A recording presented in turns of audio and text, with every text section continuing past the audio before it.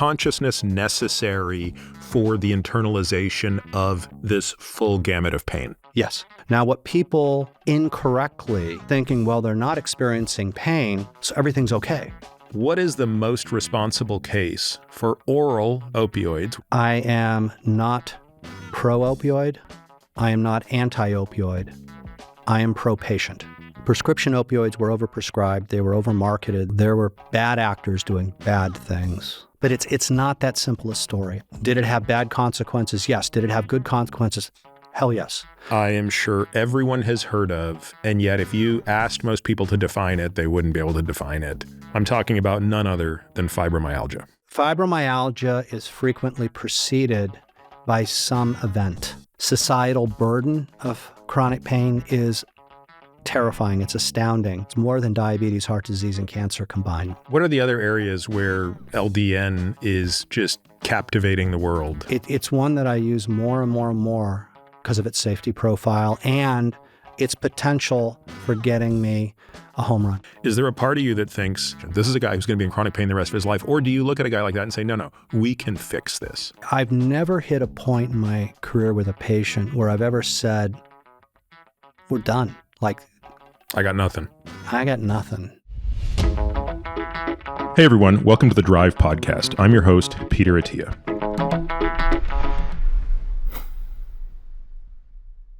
Sean, thank you so much for making the trip to Austin. Oh, it's my pleasure. And it's really good to see you again after a rather long time. Yeah, I was thinking about it. So this morning my wife said, what's the topic of the podcast today? And I said, it's going to be pain. And I said, she said, who you have? And I said, Sean Mackey. She goes, and her face lit up, and she doesn't know you. She's never met you, but she knows your name because she's heard me tell a story, right? She's heard me tell a story about my own experience through this. And I then realized something, which is I haven't seen you since I was in medical school. Yeah. Which is kind of weird. Yeah. Right? So I'm sure we will get to how you and I met 25 years ago, exactly 25 years ago. Wow. And how you played an unbelievable role in bringing me back from arguably the brink of what could have been the end of my life, truthfully. But I want to start with kind of some broader topics around pain, right? So there's nobody listening to us right now who doesn't know what pain is. There's nobody listening to us right now who hasn't experienced pain. Yet, if you ask for a definition of pain, I think you'd get a lot of using the word to describe the thing, which isn't truly a definition. Yeah. So if you were trying to explain to a Martian from another planet who doesn't experience pain what it is, what would you say? Yeah. There's the formal definition of pain, which is defined as an unpleasant sensory and emotional experience associated with actual or potential tissue damage or described in terms of such damage. It's a mouthful. If you think of it as it's an unpleasant sensory and emotional experience, and it is usually tied to something physically happening, but may not be. I think sometimes what's missing in that definition, one of the things I wish they had put in but never did, is that pain is the great motivator. Pain is one of the most primitive experiences going back to, if you will, single-cell organisms. It's either pain or reward. You're either being driven towards oxygen, food, sex, or you're trying to get away from danger. And so pain is so wonderful because it's so terrible. It keeps us alive. Without pain, we have these, as genetic issues of congenital insensitivity to pain, we would have never lived as a species. So pain is an unpleasant sensory and emotional experience. To understand pain, whether you're a Martian or you're a human now, I think you have to look back in history. And so I'm going to evoke René Descartes, 17th century French philosopher, thought to be the father of modern philosophy. Incredible contributions, brought Cartesian geometry to us, which led to calculus. And he had this dualistic model of pain. that he put forward. Now, to his credit, it was the first mechanistic foundation for pain, because beforehand, pain was thought to be something mystical or religious. It was punishment of the gods. So he put this framework together that's often illustrated, this famous picture of a little boy with his foot in the fire. And there's a little string from his foot going up into his brain, and it ends up in the pineal gland, which was thought to be uniquely a human area. And the idea is the fire pulls on the little string, opens up pores in the pineal gland, rings a bell, and the boy withdraws his foot. And the idea is, in this dualistic model, there is a complete separation between body and mind. The body is where pain is generated. The mind is where it's perceived, but the mind is simply a passive receptacle receiving these signals. That model, put forward in the 17th century, stuck with us for hundreds and hundreds of years, and I would argue is with us today. And it has influenced medical care. It has influenced policy. It's influenced everything in our society about the way we think about pain, and it's utterly, completely wrong.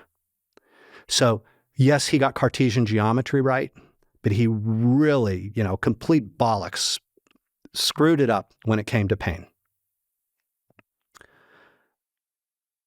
This biomedical model, this dualistic model, was with us for hundreds and hundreds and hundreds of years, and it's only been in the last number of decades that we've appreciated the nuance of what pain really is. And instead of it being under this guise of this separate mind and body, we now appreciate it is this integrated biopsychosocial phenomenon.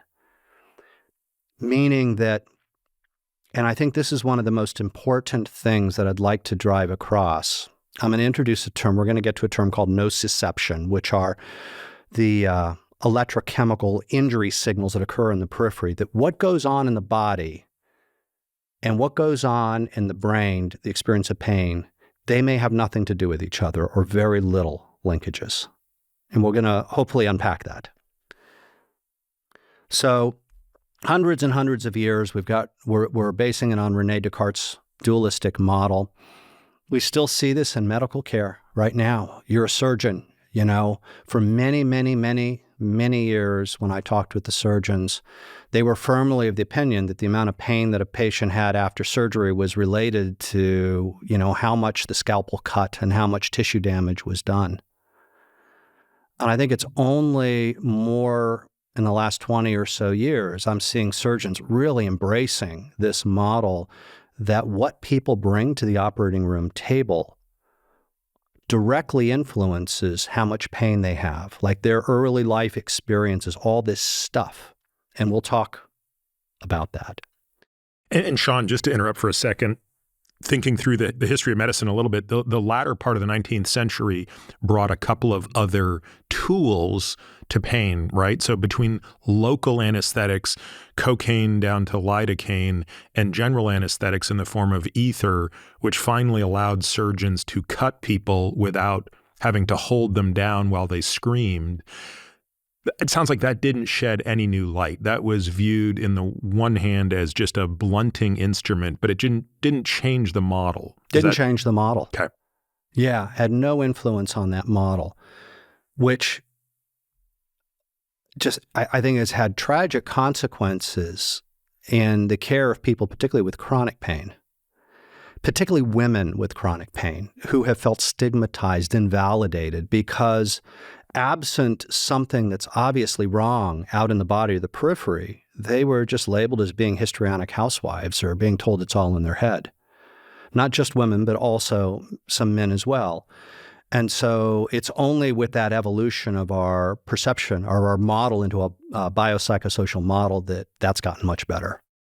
Okay. So let's talk about, is there a pain receptor? Yeah. Right? So let's break it down into the foundational stuff. So we have these things called nociceptors. Complicated name. It's basically a transducer, which is another technical name. Now, your engineering background, so you all know that a transducer is simply a device that converts one form of energy into another form of energy. This microphone is converting sound energy into electrical energy. The speakers convert electrical energy back into sound energy. We have these nociceptors that lie in our skin, our soft tissues, our deep tissues, our viscera, and they're specialized.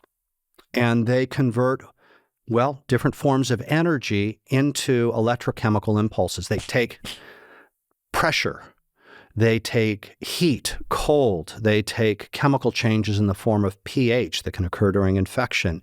They convert those into action potentials that are then transmitted up nerves. So these are little electrical impulses transmitting up generally two different nerve fiber types.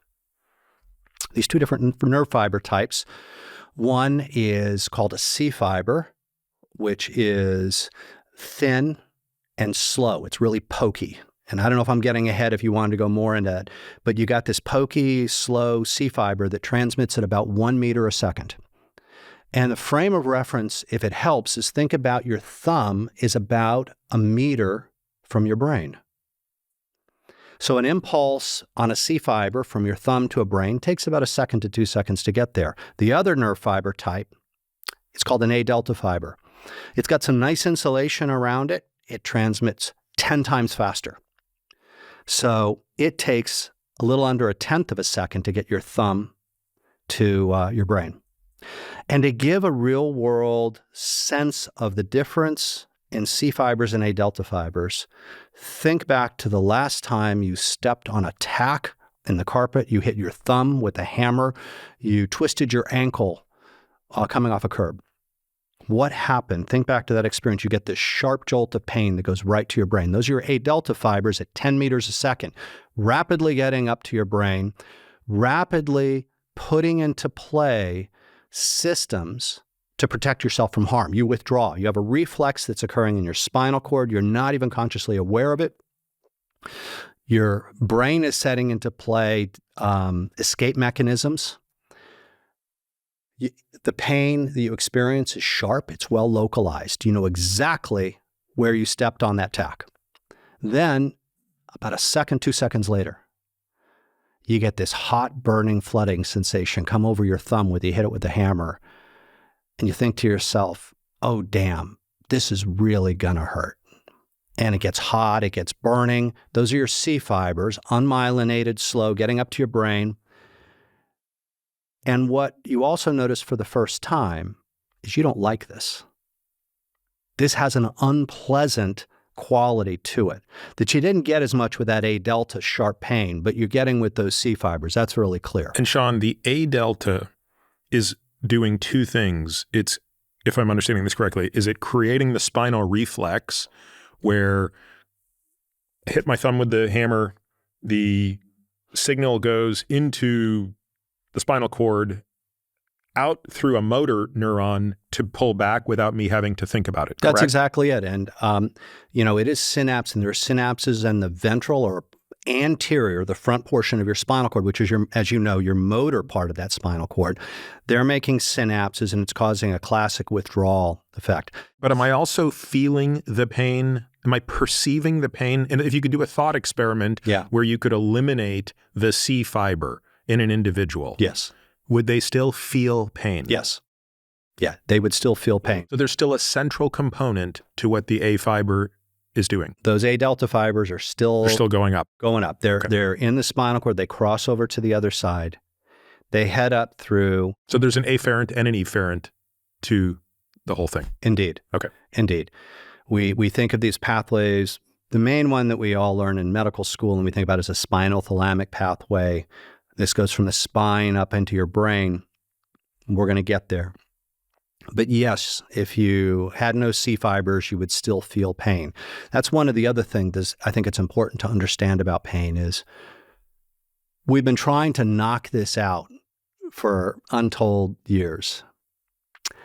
And we've not been very successful with it. And part of the challenge is pain is so highly conserved from an evolutionary standpoint. As I was alluding to, back to single-cell organisms, reward, pain, we evolved over the years to have this complex experience of pain, but also redundancies. You knock out one pathway related to pain, there's others there.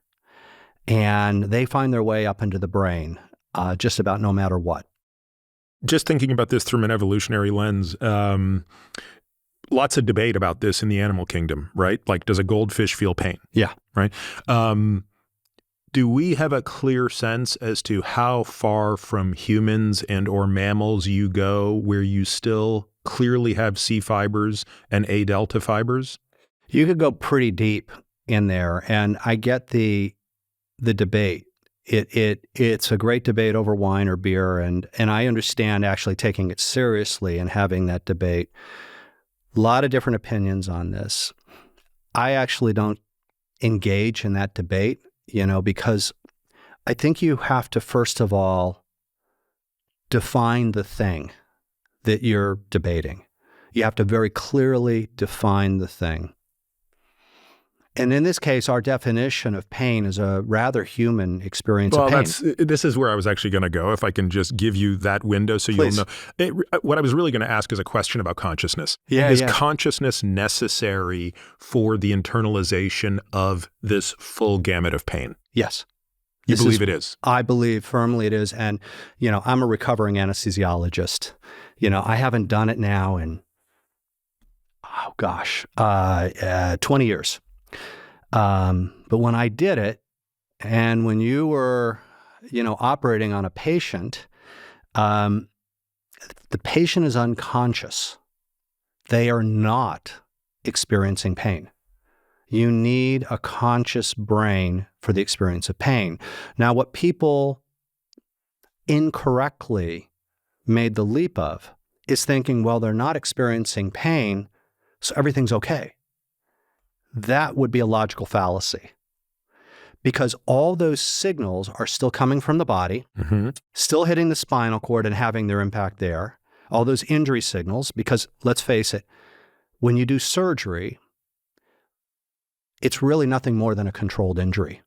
Yes, and I just want to point out, and this shows you how long I haven't been in surgery, but 20 years ago, my recollection is an anesthesiologist was giving not just one medication, but several. Yes. So they were giving something like halothane, which to my understanding, we didn't know how it worked then. Do we have any idea how it works today?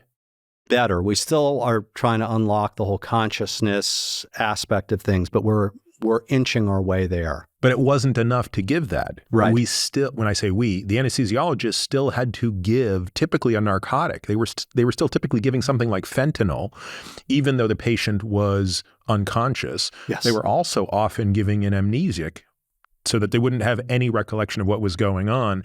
But of course, we all hear the horror stories of the patient and a paralytic on top of all that, right? Exactly. So, muscle relaxant. Yeah. So you hear these horrible stories of the patient who is paralyzed but somehow conscious.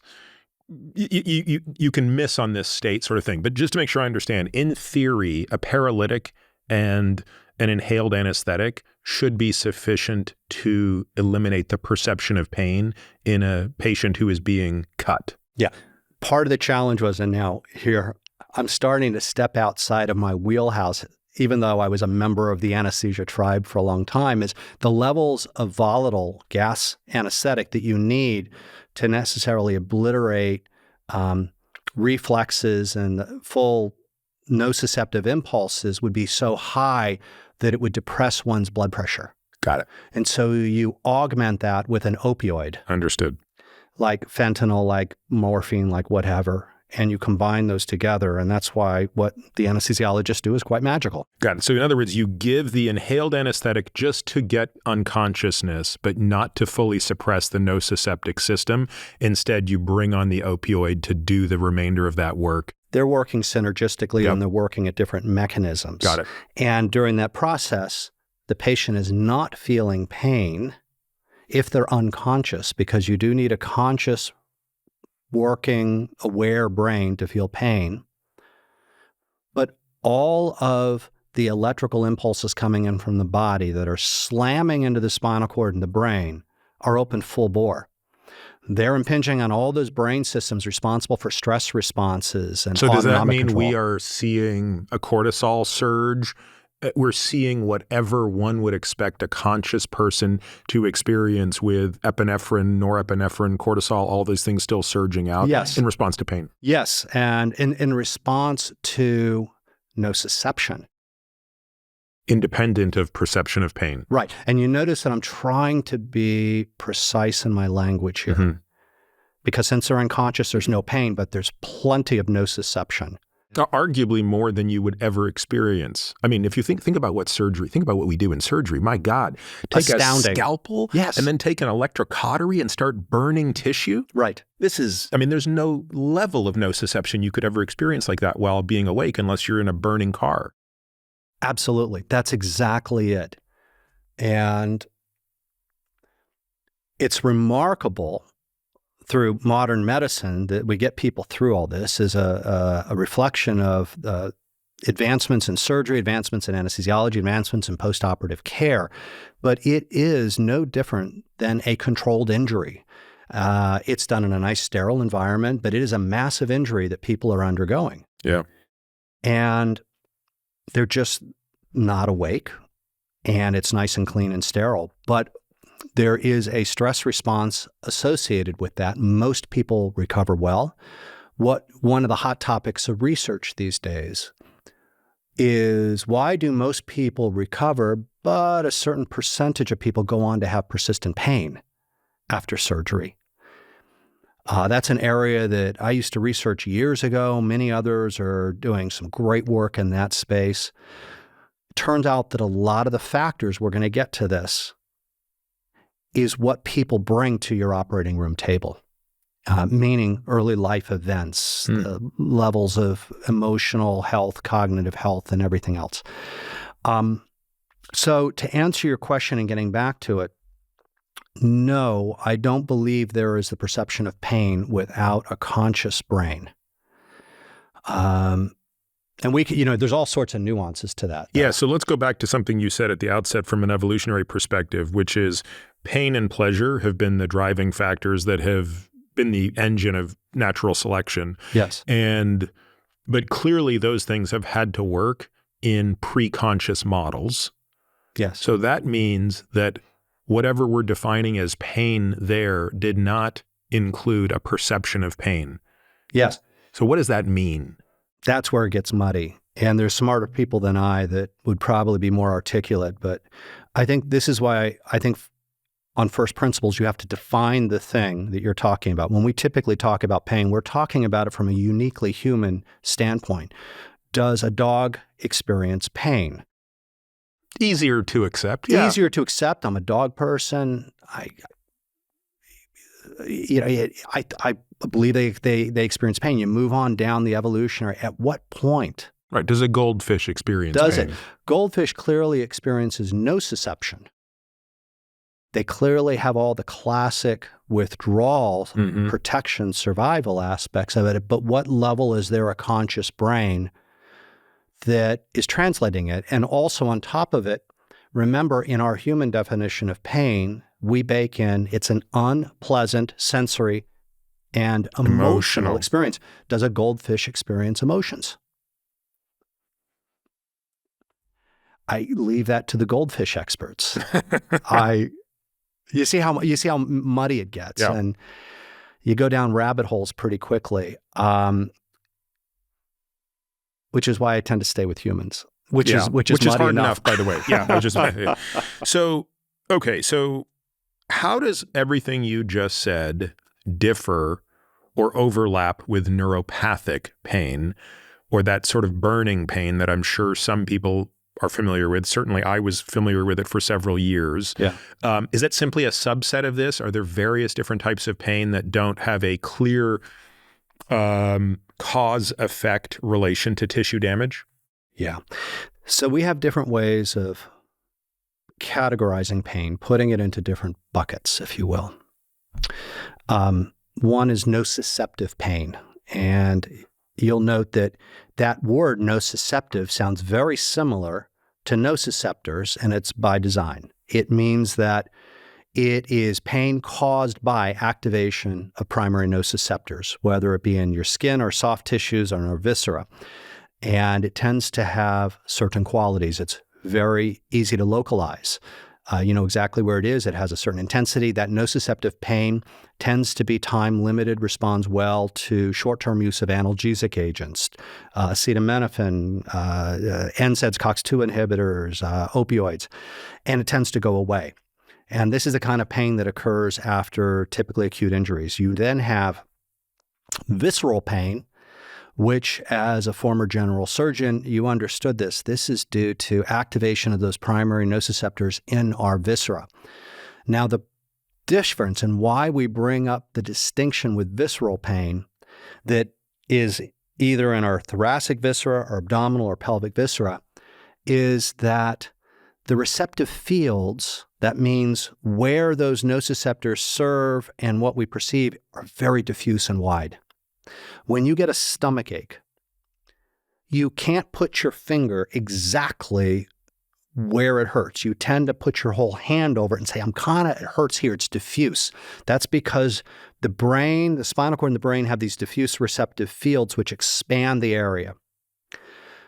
The viscera don't typically respond to the same type of stimuli that nociceptive pain does. You'll remember when you were taking a bovie to the bowel, the small intestine, patients wouldn't normally move because the nociceptors don't respond to that. But if you tug on it, if you pull that Or inflate it. Yep. Boy, oh boy, blood pressure goes up, heart rate goes up. Interesting characteristics with visceral pain is there's something called viscerosomatic convergence, meaning that the afferents, the information coming in from the gut, from the thorax, converge with the same sensory systems from the rest of our different parts of our body. So, you may remember the old medical school adage, C345 keeps the diaphragm alive. Yeah. Okay, we all had these in med school. Well, that means that the third, fourth, and fifth cervical nerve roots subserve our diaphragm, which help us breathe. When the general surgeons or others are operating and they get blood under the diaphragm, it irritates the diaphragm. And what patients will typically complain of, shoulder pain, because the shoulder is subserved by the fourth and fifth cervical areas. And so when they had shoulder pain, the answer wasn't, something's wrong with their shoulder. It's they had some irritation of blood under there. It's why when people have a heart attack, pain radiates out into the arm because you've got the upper thoracic nerves subserving the heart that overlap with the nerves that go down your arm. And the nervous system gets confused. And that's how it's expressed.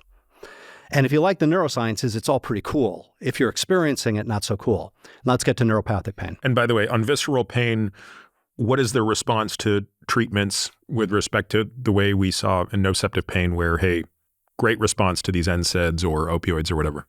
Yeah. Typical analgesics can be helpful. But identifying visceral specific anti-nociceptive drugs is still an area of hot research.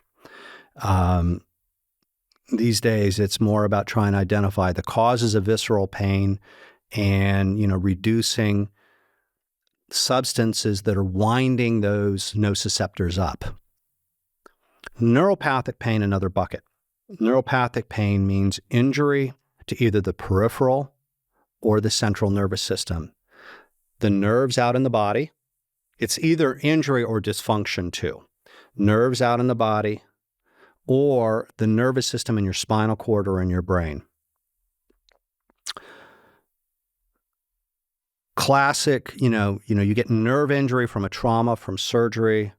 Classic qualities people describe: burning, sharp, lancinating, stabbing, shock-like. This is the kind of pain that some people tragically get after a thalamic stroke in their brain. Half their body's just like terrible burning pain, and just there's nothing going on out here. It's all central. this is the kind of pain that you get and you experienced with radicular pain. And radicular pain means, in this case, injury to a nerve root coming out of your spine. It's this sharp radiating pain, if you've got it in your lower back, that radiates down your leg, typically below your knee into your foot. This can be very challenging to treat with common analgesics. We tend to draw upon different categories of medications for this. These are, broadly speaking, anti-neuropathic pain drugs. And here, in our field, we steal from everybody. There's only a few FDA-approved medications for pain, like a handful. So what we've learned to do is to borrow drugs from the neurologists, their anticonvulsants, their anti-seizure medications, the gabapentinoids, the tegratols and their derivatives, their other anti-seizure medications, because they tend to have mechanisms of action that also work on nerve pain. Gabapentin, I think you've had perhaps some experience with. Turns out it's a lousy anti-seizure drug. Terrible. But it's a pretty good, anti-nerve pain drug. 4 grams a day. 4 grams a day. I was awfully drowsy, though. You know who gets credit, by the way, for making, I give credit to making gabapentin the blockbuster drug? George Clooney. How? You ever watched ER? Yeah. He was a pediatric ER doc. That's right. Kid comes into the ER with a skateboarding injury. George Clooney puts the kid on gabapentin. Now, where that had all started was a case report from a couple of ED docs who had noted by putting people on gabapentin that their acute pain got better. So I felt like beforehand when I was practicing medicine, around the time I saw you practicing pain medicine, that I'd look like a genius if I put somebody on gabapentin because nobody heard of it. And then after that came out, floodgates opened, primary care docs started using it. Now everybody's tried it. And it's a very safe medication. I should also make a mention when I'm talking about these meds or any treatments, I have zero industry relations with anybody, nobody. I don't take any industry money. You can go look me up on Open Payments CMS, which is a public database. Okay. Neuropathic pain. There's another one. There's a new kid on the block called nociplastic pain. I don't know if this one has made much traction yet. This is a newly introduced category of pain, which is thought to represent dysfunction in the central pain processing system. And I'm not precisely defining it, but that's the gist of it. It means that in the absence of an identifiable peripheral cause, there is dysfunction in the brain and the spinal cord that is causing pain, perpetuating and amplifying pain, nociplastic pain. And it has been tied in with conditions like fibromyalgia, temporomandibular disorders, some aspects of chronic low back pain, irritable bowel syndrome, interstitial cystitis, and more. It's slowly starting to get traction. So when we talk about pain, both to study it, but also ideally to treat it, we put them in these categories that we just described. Yeah, I was about to say, before you gave your examples, I was going to say nociplastic pain must be a huge bucket because it's everything for which we don't understand one of the three. It's sort of the all else bucket, which is enormous, especially for chronic pain, right? You're absolutely right. And I think the verdict is still out. In the end, does nociplastic pain stick around? Or is the problem that in these conditions that we associate with nociplastic pain, medical science hasn't caught up to identify a specific peripheral driver? I'm of the opinion it's that latter, Like, I think we're going to find peripheral drivers for fibromyalgia. There's some controversy right now as to whether fibromyalgia represents a small fiber neuropathy. And just because we may not be able to identify a lesion doesn't mean that there's not something there. But as in all things, the truth will weigh out, and we'll see how the story plays. There's no objective way to measure pain, correct? Oh, the last 15 years of my career has been spent on doing that very thing. And where do you think we are in that regard? Much further along than I ever would have predicted. So a large chunk of my research early on, my early research was in neuroimaging and pain. It was opening up windows into the brain to see where people were thinking, processing, perceiving, magnifying pain. And I spent much of that publishing work to understand the mechanisms of that. And we haven't yet actually finished our story of pain going up to the brain and what's going on, and we'll get there. Yep. Over the years, I migrated into the space of developing objective biomarkers of pain. And it's one of those things where this is why I love working with young, smart people. I bet against it. I had some young grad students and others who said that they thought they could do this. I told them how you would do it, and I said it won't work. And I'm going to pay you. I'm going to give you money to go scan people, and you're going to learn how it doesn't work, because failure is a great lesson in life. And they came back and they showed they could do it. And it was all through developing patterns in the brain and using machine learning models to then take that pattern, that signature, and be able to predict in other people whether they were experiencing pain. I didn't think we could do that because of the hugely individual nature of pain. It's so different from person to person. But it turns out that there are core patterns in the brain that represent that experience of pain. And so now we've others. And sorry, you're capturing these through what modality? fMRI? Functional magnetic resonance imaging. It is a standard MRI that people go into, but we do some fancy pulse sequences. We play some physics tricks where we can see where nerves, the brain's being activated. And we've taken this, we and others have taken this from being able to determine whether somebody is in a state of pain to predicting their long-term trajectory. And we're working right now, a big grant that I have is to actually create composite multimodal biomarkers to predict their future state. We're getting there. So let's just start with standard understanding. If you put me into an fMRI machine and I said to you, hey guys, I'm not feeling any pain right now, I feel great. Yeah. And then you scanned me, and then someone came out and took a hammer to my thumb. Yeah. And I went through the classic response that you described earlier. What would my fMRI show? Yeah, you'd see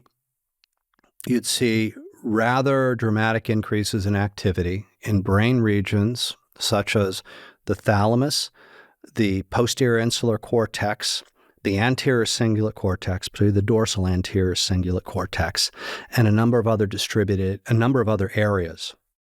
And to be clear, this is distinct from the part of my cortex that is the homunculus for my thumb. You would also see it in S1. Yeah. You're right.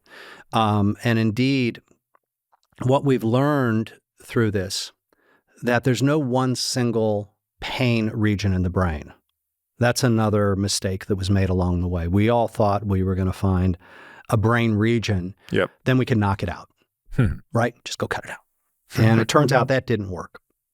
And it's not one brain region that generates the experience of pain. It is a distributed network. It's all of these regions coming together and working in harmony. Doing what? Generating the experience of pain and then generating typically a response to that. And let me be very clear, because there was a lot of controversy when we and others initially published our papers. We are not trying to take away the autonomy of the patient and the self-report. I don't need an fMRI to see a patient and know if they have pain. I can just ask them. And I can use self-report measures to get at it. And I do. That's another part of the research. Where we're working to build these objective markers, this objectifying pain, is not to see what they're in now, but can it give us useful information to predict treatment to a particular therapy? Can we use it to predict their future state? Can we use it to predict their vulnerability to an injury or surgery? Those are things that just asking a patient right now, probably not going to get there. I don't know if you want to go back to the brain. I took you a little. I get a little tangential. Yeah. So okay. So let's me. go back to the story of these 4 branches of pain, or at least the first 3, and then kind of how the periphery and how the sensory component is impacting the perception. Roll with that. Give me a little bit more. I want to build off it then. Okay. So we go back to nociceptive pain. Yes. Right. So tissue injury occurs. I think where I derailed us was in classifying all the different types of pain, but you had, signal comes up, right? 2 signals coming up, the C fiber, the A delta fiber. The immediate response is to get you out of pain, right? So there's an evolutionary logic to that. Right. The C fiber is not there to get you out of pain because the A delta did that. Is the C fiber there to remind you not to go back and do that again? Perfect. Okay. Perfect. That is basically your longer-term harm alarm. That is saying, Peter, don't go back and do that again. Back in the cave people days, it would remind you maybe it's best to sit in the cave and let the healing occur instead of going out and fighting the woolly mammoth or the saber-toothed tiger. Because if you fought the saber-toothed tiger when you're injured, you got eaten. You didn't get to pass your genes along. By the way, do we have any evidence, Sean, that there was enough genetic heterogeneity around this, that there were, 200,000 years ago, there were members of our tribe who simply didn't feel pain and therefore did not pass on their genes because they made poor decisions? Wow, that's a great question. 1, I don't know. 2, there was undoubtedly genetic variations that led to behaviors, led to actions that did not promote survival of the species. And, nature takes care of that. Those people died out. I find it amazing to just sit around and dream about how little convergence must have existed 250,000 years ago in terms of things that just ended up not being good for our species, like, people who didn't experience pain the same way or didn't have certain filters within themselves. There've been lots of talk about people who couldn't socialize, right? And you couldn't evolve alone. So if you didn't have the right set of genes that allowed you to at least be part of some sort of social tribe. And of course, we still probably have people today that have escaped, and we clearly have some antisocial folks among us, but they're the exception and not the rule. So anyway, I just wondered if today we're much more homogeneous in terms of what a human's response to pain is versus what it might have been. Probably. And when you go back through some of the lower animal species, what happens when one of those animals gets injured in the wild? And again, I'm not a animal pain expert, but typically they're set off, they're ostracized. Those animals just die out. What do?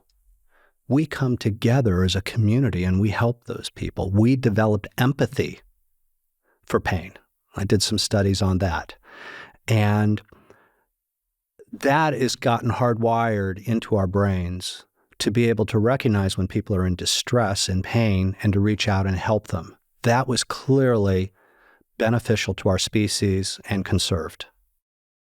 And I also think about certain things like childbirth prior to any anesthetic was obviously brutal. both in terms of the pain and the mortality.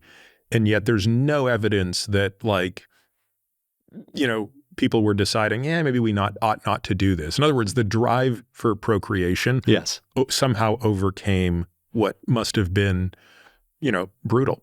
Absolutely. And I got to tell you, hats off to half the population that are women and the women that do this. I can't imagine. I don't want to even go there. There is interesting protective aspects during childbirth that doesn't take away necessarily the pain, but I think some of the estrogens, the estradiols, has not only an analgesic effect, but I sometimes just swear they don't seem to remember sometimes just how painful it was, and yet they do it again. Yeah. Those are the two things that I joke about with my friends, which is I still don't really understand how our species is here for two reasons. One, women had to continually go back to the well because remember, if your reproductive rate isn't in excess of 2, the species collapse. So on average, every woman must be able to do this. And back then it had to be a reproductive rate of north of 3. Right. Every woman had to do this 3 times. How she did it the second 2 times after how bad the first was blows my mind. The second thing is just looking at how stupid adolescent males are. I'm sure you can relate to this. I was one. Yes, as was I. And I look at my boys. I don't understand why males all didn't die from just doing stupid things before the age of 20. Because, or even before the age of like 15. So it's like those 2 things are a miracle to our species. That all the males didn't die and that all the females were willing to have at least 3 kids. I repeatedly tell Beth, I sometimes wonder why I was not a Darwin Award winner, if you've ever read the books. I remember the Darwin Awards fondly, yeah. We'll link to them in the show notes, some of my favorites. We have these signals. I'm going to take these signals from the spinal cord because where it gets really interesting is when you take those A-delta C fibers, you're in the spinal cord, and there's a lot of processing going on there that we'll come back to. And they head up to the brain, and then they synapse connect in a large number of brain regions. One of the main one is the thalamus, which acts like Grand Central Station in the brain. It's taking lots of sensory input from different sources, and it's sending it out to other areas. Some of those areas that we alluded to, the anterior cingulate cortex. Now, the anterior cingulate cortex, each of these brain regions has some functions associated with it. The anterior cingulate cortex is associated with some of the emotional aspects of pain or the unpleasantness of it. For the neuroscientists out there, I'm grossly oversimplifying things. The anterior cingulate cortex is also a salience detector, meaning it is taking those incoming inputs and it's determining, is there something wrong here? Is there an error? Because in essence, our brains are prediction machines. Everything that we're doing, we're forming an expected pattern of what we're going to sense, and we're making adjustments. When I reach out for my cup, I know where it is in space, I pick it up. If instead of cold water in that, it's boiling hot water and I touch it, my brain is getting different signals than it was expecting. That cingulate cortex, as a salience detector, is triggering, and it's putting into action for me to withdraw. Other areas of the brain include the insular cortex, which lies on this little bit of the outer edge. It can be subdivided into multiple components, the posterior, mid, and anterior insula. Let's just say that the back part of it is taking direct information in from the body. But then as you get more and more towards the front of the insula, it's integrating emotional and cognitive nuance to it. It is integrating in your emotion, your state, your emotional state, and what you're thinking. Now, there's also connections with your amygdala, this deep, primitive region of the brain involved with both threat detection as well as reward. And it's connected into the circuit and then also has outlays into other areas that maybe we'll get to, like the hippocampus and the stress response and onward. All that to say is all these regions connected together generate that experience of pain. And at this point in time, I really haven't done more than René Descartes has in telling this story, because at first pass, the brain is still remaining a passive receptacle, just taking these inputs, right? Where it gets interesting is we developed descending control systems that come down from the brain that converge in the spinal cord. And what they serve to do is turn down the signals that are heading up. Now, in part, this was first described by Ron Melzack and Patrick Wall, and I think it was 1965, the gate control theory of pain. Brilliant guys. Never had the pleasure of meeting them, but they just did seminal work. And this gate control theory of pain, posits that yes, you have afferent information coming in to the spinal cord, but the spinal cord is acting like a gate of opening and closing, turning up, turning down pain, and it is altered by other fibers and systems from your brain. So let me give you an example to this. Let's introduce another nerve fiber type, A beta. A beta fibers are your touch fibers. When you touch or stroke your skin, those get activated. When you stand up and you stand on one leg, they're also responsible for position sense. They have a heavy coat of insulation around them, and they are wicked fast. C fibers, 1 meter a second. A delta fibers, 10. A beta fibers, 100 meters a second. Fast. That's why you can dance. That's why you can walk, because you've got those fast reacting A beta fibers. Now, let's go back to your thumb, Peter. You just hit your thumb with a hammer. Sharp jolt of pain goes to your brain. Got a little delay. Oh, damn, this is really going to hurt. Hot, burning, flooding sensation comes over your thumb. What is the next thing that you do? Everybody does this a little differently. Before or after swearing? There you go. A lot of people swear, so it's after swearing. You swear and then shake it. Shake, okay. You're a shaker. Some people... Or squeeze proximal to it. There you go. Yep. You squeeze, you shake it. Sometimes you run it underwater. What are you doing when you're squeezing it and shaking it? Sometimes trying to create a distraction. Okay. Sometimes, though, probably illogical, trying to keep whatever humor is in there that's hurting isolated like a tourniquet. Right. Right. Obviously, if I'm using cold, especially if it's one of my kids that hurt themselves, we'll put cold on, hoping to anesthetize the area, presumably slow the circulation, take down the swelling. Yeah, that's beautiful. And you're talking about longer term things, which are all perfect because cold does those things. And also cold, by the way, reduces action potential velocities and firing in those A delta C fibers. But what you're doing most of all when you rub it is you're activating A beta fibers.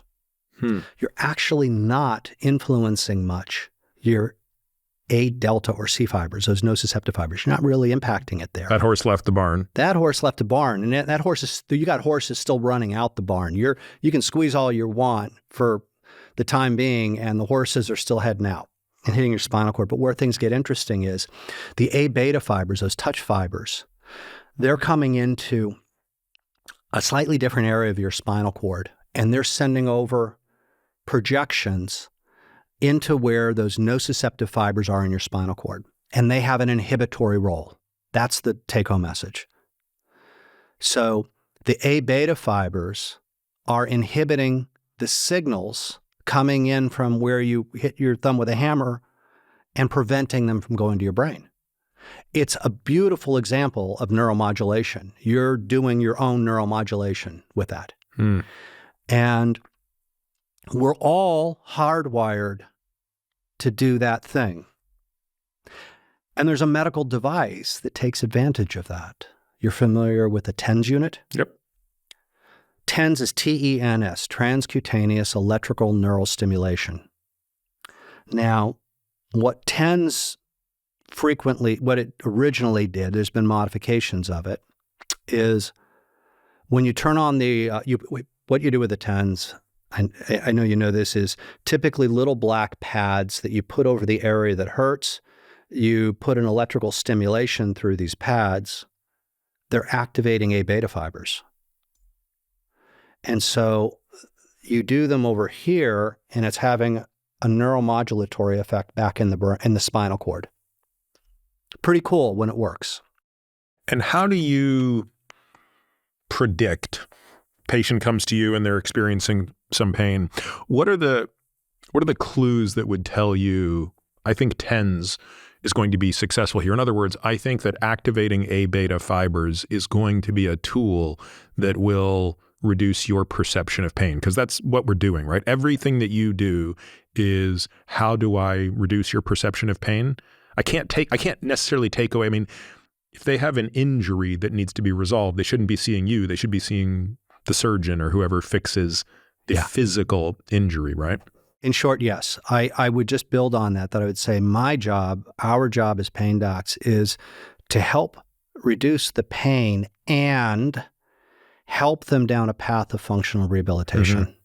So absent that second piece, I typically fail.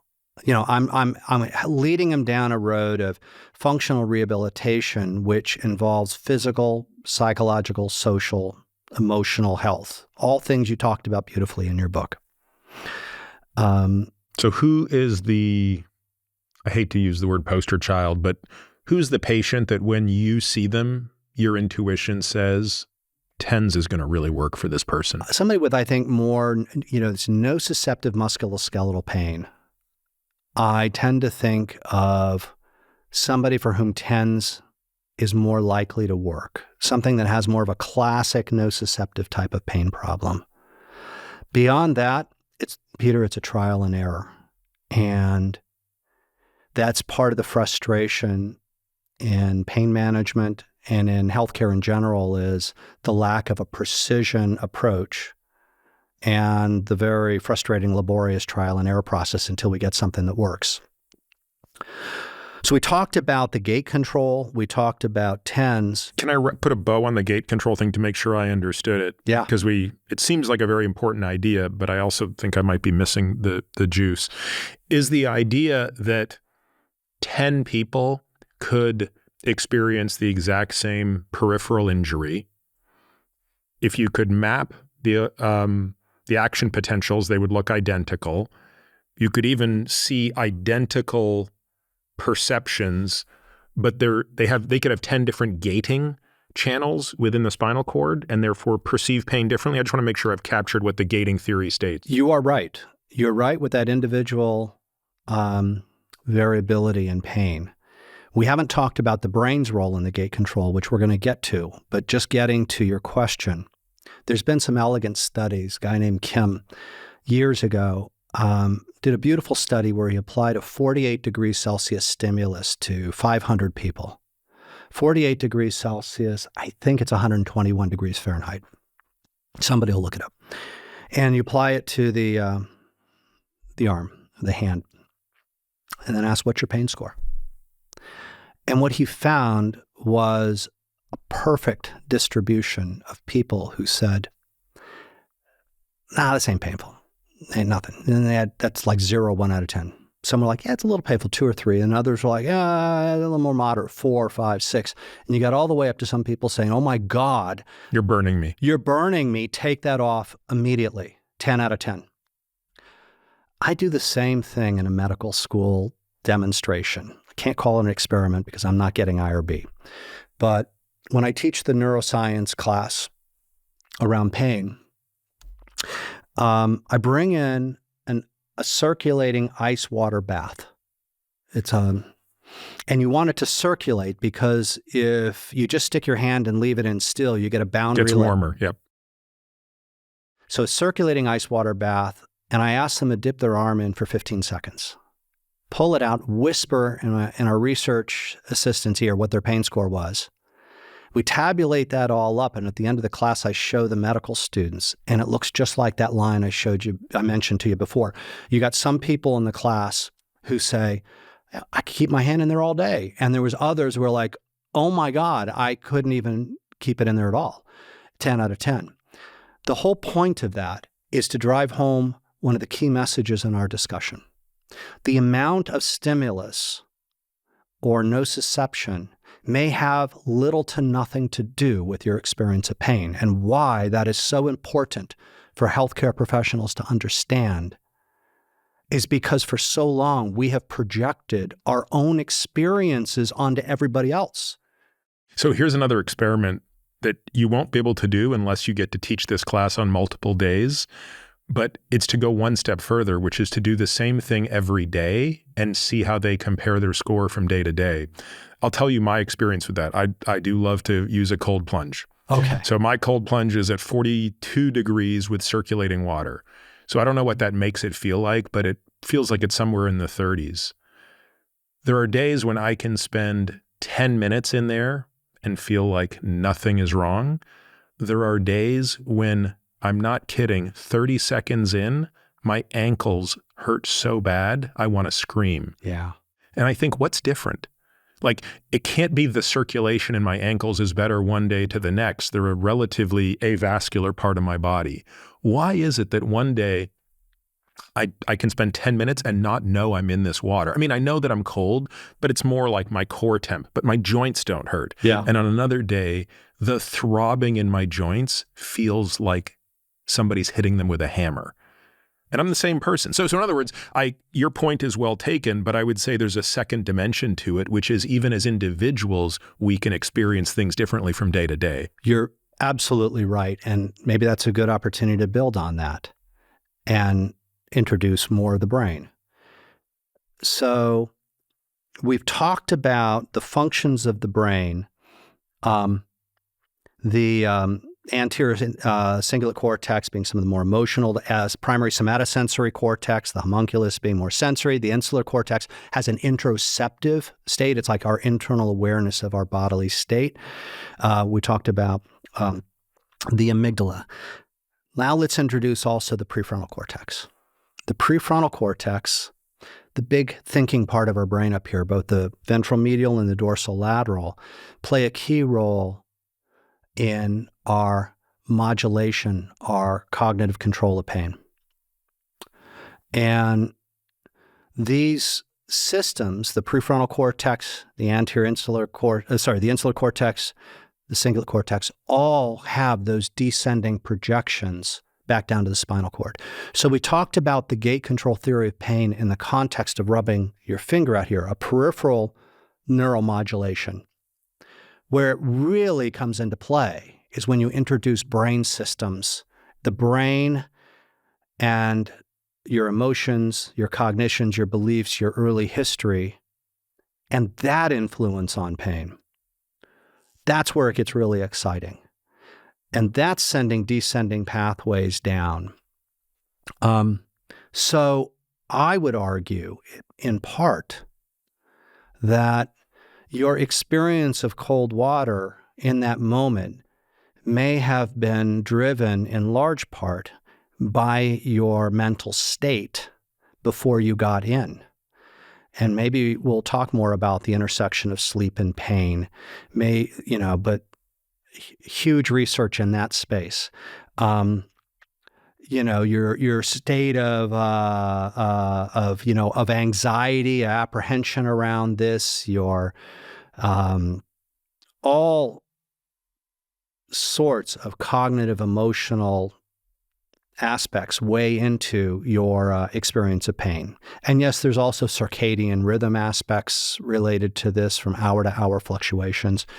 But those individual differences are fascinating. And that is also an area that our group and others, our lab and others are going into, is recognizing that one pain score averaged over a week may not give us a lot of information, that we need to take into account the within subject, the within person daily variations over time and model that.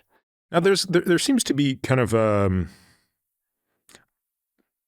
like, I guess I should ask this because I'm not asserting this is the case. Is there kind of a moral judgment that comes to this at some level? Like, don't we as a society just tend to look more favorably at people that have a very high pain tolerance? So when you go through that experiment you just did with the medical students, if everybody's being brutally honest, aren't they kind of looking at the people who score 0, 1, 2 more favorably than those that score 8, 9, and 10? Absolutely. Why do you think that is? Because if I'm being truthful, I do it. Yeah. Yeah. That's what society values. That was my home life growing up. That's what my father expected. I come from a very working class, my father had 12 brothers and sisters fighting for whatever scraps of food. And he brought that into my world, our world as kids. And you just suck it up and deal with it. And my father had back pain later in life. And he would never talk about it, would never ask my opinion. And when I offered my opinion, he would never follow it. Had bad consequences in the end. But we value that. That is just the way our society is. Is that a male thing exclusively? I think you need to get some women on the show and ask them. I think it crosses, actually. I do think there is a masculinity aspects of that. And I think, I could be wrong here, I think that thing is also attractive for women. I think there's a certain attractiveness because that person may be more likely to be a good provider than somebody who is weak and sensitive. But, we're getting a little out of my wheelhouse on that, but you're absolutely right. I just think it's like a compatibility thing. Like, I know when I do that type of an exercise compared to others, I tend to just feel less pain. I also know my wife does as well. Yeah. And so I almost wonder if that's a compatibility. Like, we both just have a high threshold for that when we're exercising, when we're doing anything, even recreationally, that doesn't matter. My partner, my fiance, we're now engaged, is a professor at Stanford, Beth Darnell, and she's an ex-ultra marathon runner. And I've always admired the fact that she can sit there in front of a computer or work on something untold hours and not move. And I'd ask her, and she's just like, listen, I was really good with running with a pebble in my shoe, putting one foot after another and just working my way through it. And I similarly grew up in an environment where, you learn to be tough and you learn to power through life's adversities. So what is the consequence of this? So we're acknowledging that it is an attractive trait to have a high tolerance of pain. Yeah. Society rewards it. And yet, by definition, a significant subset of the population, call it a third, call it a quarter, if it's a normally distributed function, are going to be a standard deviation on the other side. Right. Yeah. They're going to be on the side where, hey, they're relative to people who have a high tolerance for pain. These are people who are going to really perceive pain. And if we just did this through the lens of the responsibility of the medical community, there's a pretty significant consequence to that, right? Indeed. Now, as with all things, it gets a little bit more nuanced. We talked about cold, for instance. It turns out that some of the sensitivities are modality specific. So just because you have a high threshold for cold, you could completely flip it on hot or pressure or pinprick or whatever the other modality is. As somebody who runs a paint lab, I've had everything done to me imaginable. I take heat really well. My son, Ian, takes heat really well. I've had, these thermal devices on me where I've been there and ended up with second-degree burns. Define my 7 out of 10. I hate the cold. I hate the cold. I'm a wuss when it comes to the cold. That's why I live in California. That's why I lived in Arizona. I think there are genetic aspects of this. So we have to be mindful, modality specific. On top of it, these experimental protocols probably have little bearing on somebody's experience of chronic pain. I was going to say, is there any way to put together a set of experimental lab versions of this to basically generate predictive models of how people will respond to real world pain?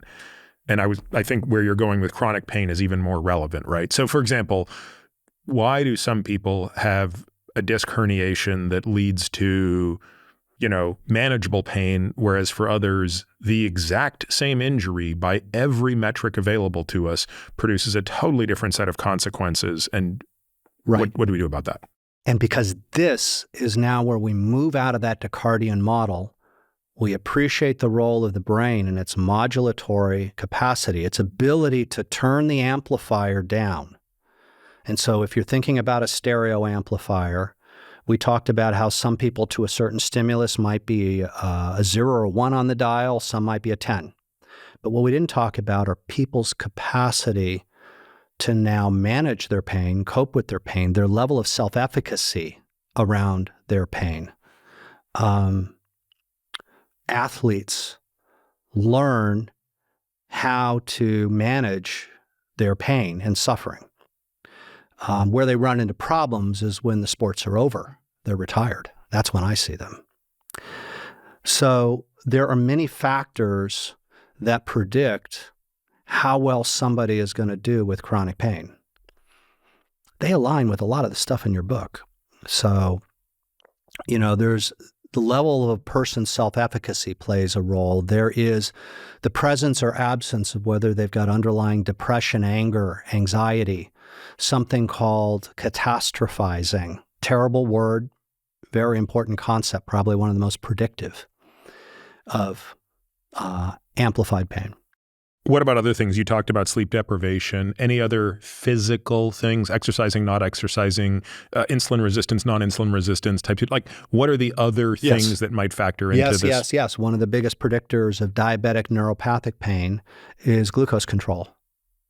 So, one of the first things we do if we have a person with diabetic neuropathy, which the diabetes, the high blood sugar, as you know much better than I, causes injury to those nociceptive fibers, and also causes injury to the A beta inhibitory fibers. And so that correlates with glucose control by way of example. Diet plays a role because if you're eating things that are causing inflammation, we didn't talk about all of the stuff that amplifies or winds up those peripheral nociceptors. We treated those as a static thing when they're not. They're dynamic. So in the face of inflammation, that causes something called peripheral sensitization. You've turned up the amplifier on that nociceptor in the periphery. Sleep is alluded, huge topic. How much sleep deprivation does one need for there to be an increase in pain perception? Oh, well, listen, we're both out of residency long enough, but we've both pulled our all-nighters. How did you feel the next day? I mean, I felt awful, but there's interesting that you felt worst between 5 a.m. and 8 a.m. Yeah. And then you get this second wind, Yeah. usually about the time you're operating. Right. And then you usually feel pretty good. Okay. But overall, I mean, it's a haze. It's a haze, and you're just powering your way through it. And if you think about it, you're kind of feeling a little achy all over.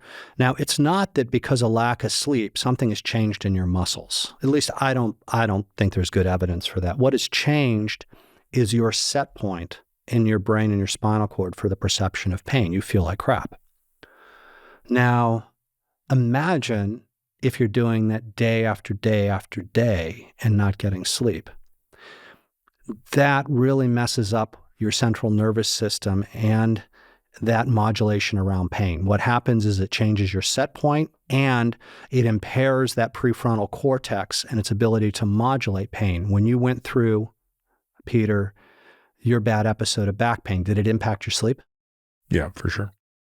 You're human. That impact on sleep ultimately further amplified your pain. On top of it,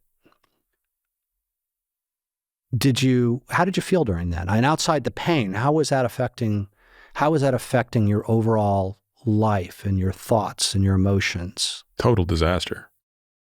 In what way?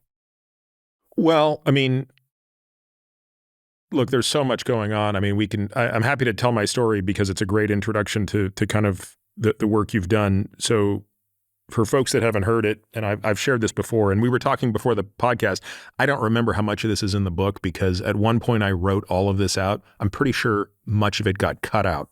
But when I was in my third year of medical student, I was having just a great old day, rode my bike to the gym, was just about to go in the gym, and I get off the bike and I feel a pain in my back like I've never felt before. And it was enough that I decided not to work out, which says something because I would have worked out through any amount of discomfort. I limped home, laid down, and said, you know what, I'm just going to sleep this off and tomorrow will be fine. Tomorrow it wasn't fine. I was in so much pain I couldn't get out of bed. Had to actually call my roommate. We had separate phones in the same house to come and get me up and out of bed. And the next 2 weeks proceeded to be a really unbearable episode where I was doing an ICU rotation. And, you know, this is back in the Wild West where I think the nurses and the residents were just shooting me up with Toradol every day, nonstop, getting me through the day. Yeah. But the nights were brutal. And what I now realized happened was I'd had a really significant herniation. A piece of that L5-S1 disc broke off. I would later find out it was a 5-centimeter piece. And it had extruded, broken off, was sitting on the S1 nerve root. Every night now I was going to bed feeling as though the skin on the bottom of my foot was being ripped off. Yeah. So the only way I could sleep was to put my foot into a bag of ice and take some amount of Benadryl that was enough to knock me out. This went on for about another week until the dean of students saw me limping along and said, hey, Peter, what's going on? I told him. This was a Sunday afternoon I was studying. He took me directly to the ER, got an MRI, showed all of this mess. The next day I had surgery. As I've talked about in the past, everything went wrong in a series of surgeries.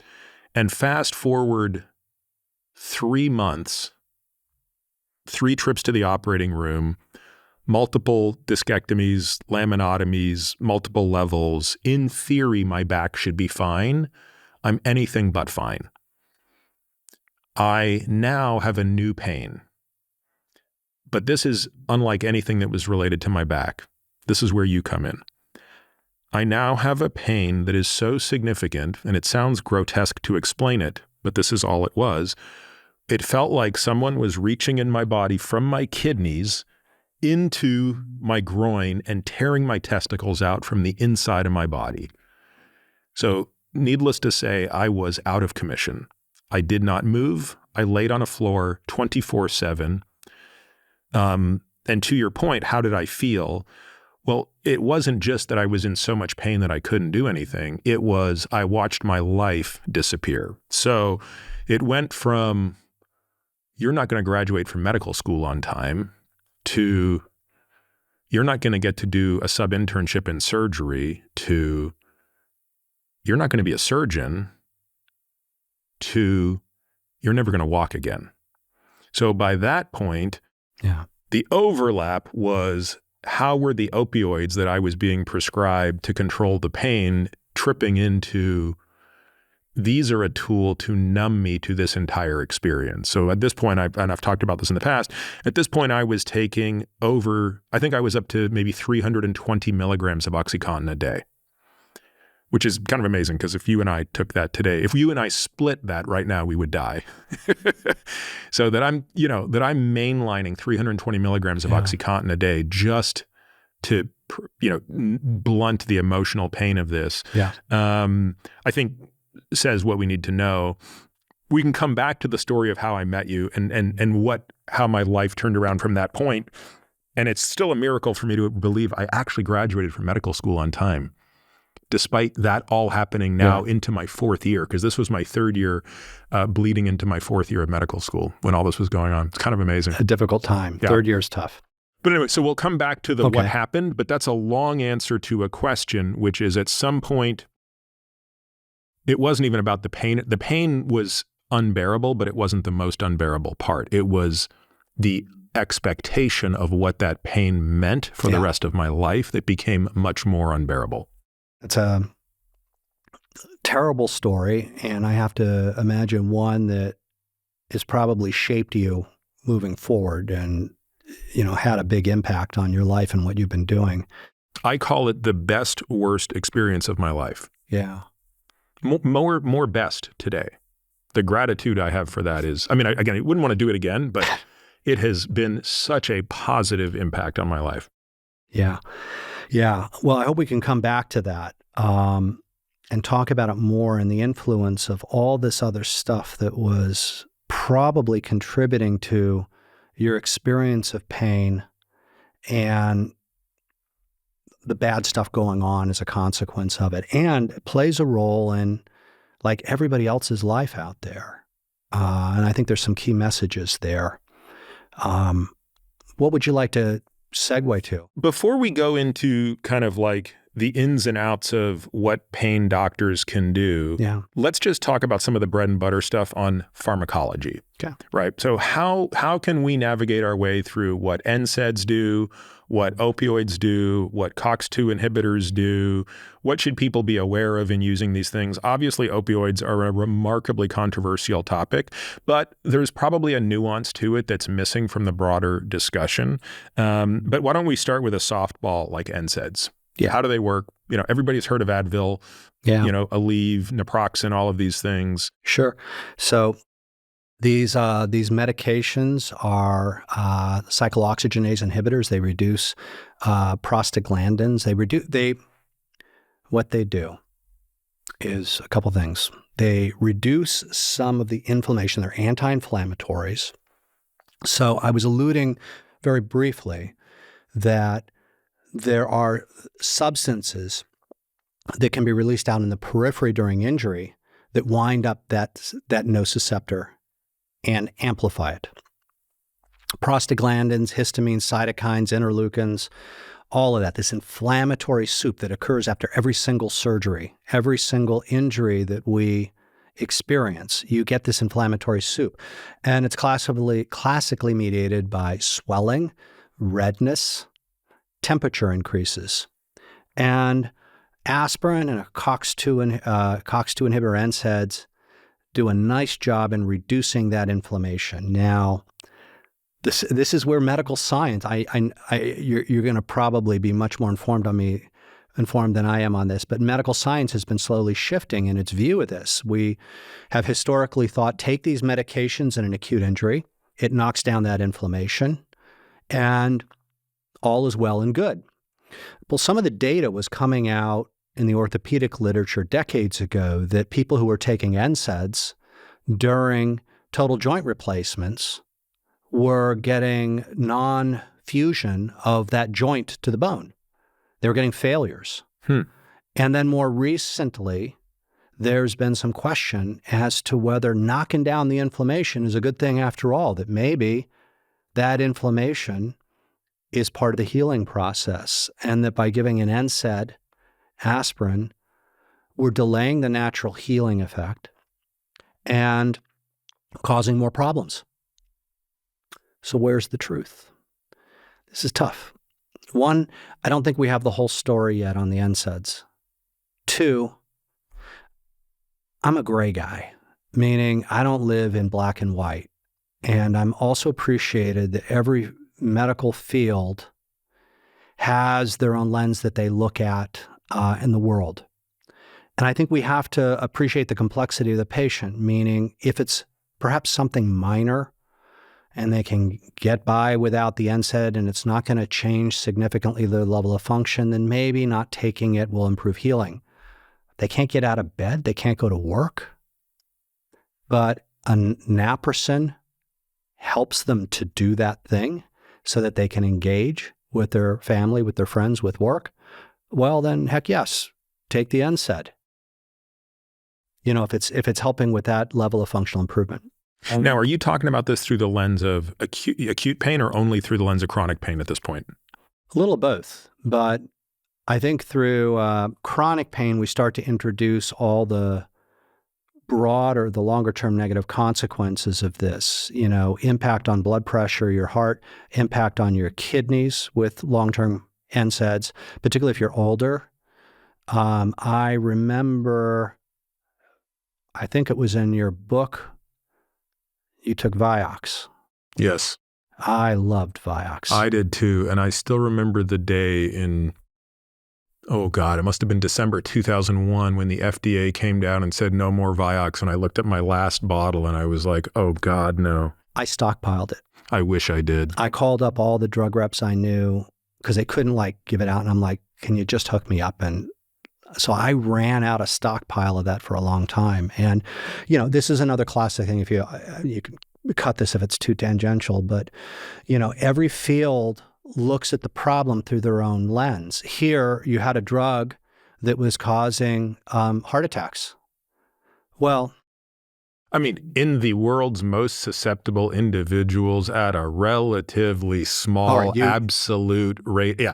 I've already had this discussion with Eric Topol, which was like mistake, net negative. Oh, is that right? Absolutely. Net negative. So, yeah, because I've always wondered. Merck's is faulted. They should have been much more transparent about this. Yep. Put a black box label on it, and we should all still have access to Stop using Vioxx. the 50 milligrams, use the 25s, and you're right. Don't give it in susceptible people. And I think it's a class, again. Yeah, the baby got thrown out with the bathwater on that one. And it's a class, you know, we all do this. We look at the world through our own particular field. It's like with the latest blood pressure guidelines, the cardiologists want it really low, but it screws up the kidneys. And well, the cardiologists say, you know, save the heart, screw the kidney. And so, yeah, a great drug. Wish it was still around. Why do you think there hasn't been any drug that's come close to that? Like Celebrex is a joke. Like none of the drugs that are in the Bextra had a valdecoxib, I think it was, little bit close, but I think if I remember, it had a Stevens-Johnson, a bad rash with terrible consequences. I think the drug companies get scared of the lawsuits. So NSAIDs, nuance around taking the verdict. Do you have a version on dose? I mean, do you say 800 milligrams of ibuprofen TID 3 times a day? 2,400 milligrams would be.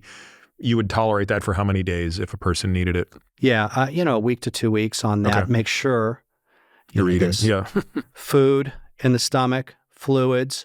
If you're either older, you've got kidney issues, you've got GI issues, talk to your doc first. You know, don't just go into this stuff blindly. Yeah, it is interesting that we can buy acetaminophen and ibuprofen over the counter, and yet they can cause a ton of damage if not taken correctly. I mean, the ERs see people with acetaminophen, Tylenol overdoses, and, you know, it's a cause of, liver failure. Liver failure. Now, let's talk about acetaminophen for a while. When I last tried to understand it, there was no clue as to how it worked. Do we, to this day, do we understand how it works? Minimally more information, and I haven't, in full disclosure, I haven't read up on it a lot. I know it has some cyclooxygenase 1 impact. A lot of it is thought to be central. I haven't tracked it much beyond that. I saw some interesting, side studies where it seems to have some impact in the brain around emotional modulation. And so there's a degree of emotional blunting on acetaminophen. Now, whether it translates into a real world or if it's just an experimental manipulation, I don't know. But there's a nice synergy with acetaminophen and ibuprofen because different mechanisms of action, different organ systems are impacted, so you can take less of each when you combine them. What's your take on that? I think you just said it, Peter. I mean, you said it beautifully. I use those in combination to get the twofer, to get that synergy. The 1 + 1 is not 2, but 3. So you can take Tylenol. Historically, we would say up to 4 grams a day. Yep. More recently, there's been some push to try to reduce that to 2 grams a day. Clearly, if you've got liver dysfunction, if you are drinking large amounts of alcohol, less. Yeah, my go-to stack if I am actually in pain, like if I'm having a year ago, I had to get a crown replaced. Yeah. I had to get a crown put on a tooth that had an old filling that broke. And it's the funniest thing because of how remarkable the teeth are at sensation, but the crown was a little too high. Okay, so what's the impact of that? That meant every time I took a bite, that one tooth was bearing the brunt of it. It was the last tooth I had, right in front of my wisdom tooth. And I'm talking to my dentist and he's like, yeah, Peter, it's just too high. Just come in and let me shave a little bit of it off. Well, I didn't have the time to go in. So for 2 months, I did not go in to get this thing shaved off. The pain was, this is how stupid I am. Like, I couldn't spare the 2 hours to go to the dentist and he was willing to see me nights and weekends. This is the most accommodating dentist in the world. Everybody should have that kind of dentist. Tony Pacheco, I can't say enough about him. And yet I couldn't make the time. So for 2 months, the pain got so bad that I eventually couldn't chew on that side at all. So my point is, I had to be taking something to get through the day. And the stack that worked was 400 of Advil, 500 of Tylenol, 3 times a day. Okay. Took care of me. Now let me ask you, does ibuprofen work better for you than naproxen? I don't know, but the reason I prefer it is that I can line up the dosing with the acetaminophen, because I believe naproxen you only take once a day, right? Twice a day. Twice a day, okay. But you're right. Yeah. I wanted something where I could do it TID instead of BID. Sure. The reason I ask is I find huge individual variability in responses to NSAIDs. Okay. Naproxen works beautifully for me at 500 twice a day. Ibuprofen, not so good. At what dose? 800 3 times a day. Wow. Yeah, with food and water. Are there types of pains people should be thinking of where these things work especially well, and other areas where, that's just not going to have much efficacy? I don't find it as effective in neuropathic pain. It might take a little bit of the edge off. Nociceptive pain typically is your go-to. Your nociceptive or your nociceptive inflammatory pain, the kind of pain you'd see in a joint. Those are your typical go-to forms of back pain, particularly, in acute situations, but also somewhat in chronic. And, I get a lot of patients that say, that didn't do it for me. But if you inquire and ask questions, you find maybe it knocked it off a little, because in our game, we're trying to knock off pieces and pieces and pieces of their pain experience. The issues with the different responses are very individually based. And I think in part it has to do with a little bit of what we call pharmacokinetics, or where the drug is getting. And different NSAIDs can permeate different tissues at different rates. So you're saying maybe we should be empirical. In other words, try the naproxen, try the ibuprofen, figure out which one works. Obviously, don't take them together. Obviously, don't take them together, but your take-home message is spot on. Do you have a concern with people taking acetaminophen and consuming alcohol? Do you tell people to refrain from alcohol when they're taking Tylenol? I tell them no more than, I just set a conservative, listen, don't do more than like a drink a day. Is that the right amount? I don't know. But if I tell them 1 drink a day, they'll go do 2. And they're probably still okay with that. And then I am looking in their chart just to make sure they're not drinking 4 or 8 and there's liver issues. What do you do? I typically, when I'm taking acetaminophen, I don't drink much anyway. I'm probably going to have 4 drinks in a week. Meaning 4 days a week, I will have a drink, or 3 days a week. But if I am taking Tylenol, I'm just going to refrain. Again, I don't have any evidence to suggest that that's necessary, but it's probably the safest. It's the precautionary principle at its finest. Okay, I want to talk about muscle relaxants. So the other thing that has been a real favorite tool of mine is baclofen. Now, it's not a particularly potent muscle relaxant, but it seems to, for me and for the patients of mine in whom it works, offer something really potent like Valium, doesn't bring all the baggage of a benzo. Yeah. Or even a Flexeril, where you can kind of get the drowsiness. And frankly, a lot of people I used to even get nauseous on Flexeril. Okay. But something about baclofen, I don't even know it's in me at 20 milligrams twice a day, but it actually takes the edge off. And where I typically find this beneficial is if I slept wrong and I get a kink in my trap, or I've been on a super long drive and my QLs sort of flare a little bit. And I know that if I had all the time in the world, I could go and stretch my way out of that. But sometimes I just don't have that time and I need to kind of get right back to doing something awful like sitting. And just, 2 or 3 days of 20 milligrams of baclofen BID with a little NSAID and like, I'm as good as new. And I save myself the, the real flare up. So what are your experience with muscle relaxants? Beautiful case example, by the way, for yourself of how we would use those. Baclofen one of the safest to use. It is not habit forming like the somas and others that can be like a barbiturate, can act, and people can get highly psychologically dependent on them. The Flexerils have a tricyclic antidepressant property about them that may sometimes be helpful for people in various mixed pain states, but also can cause sedation. The baclofen seems to be pretty benign. We don't typically use muscle relaxants for long-term chronic conditions. The data hasn't borne out.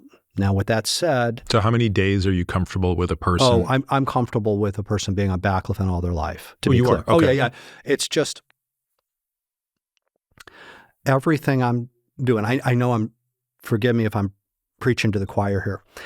Everything I'm doing is taken in the context of the person in front of me and the cost and benefit of the treatments I'm providing them.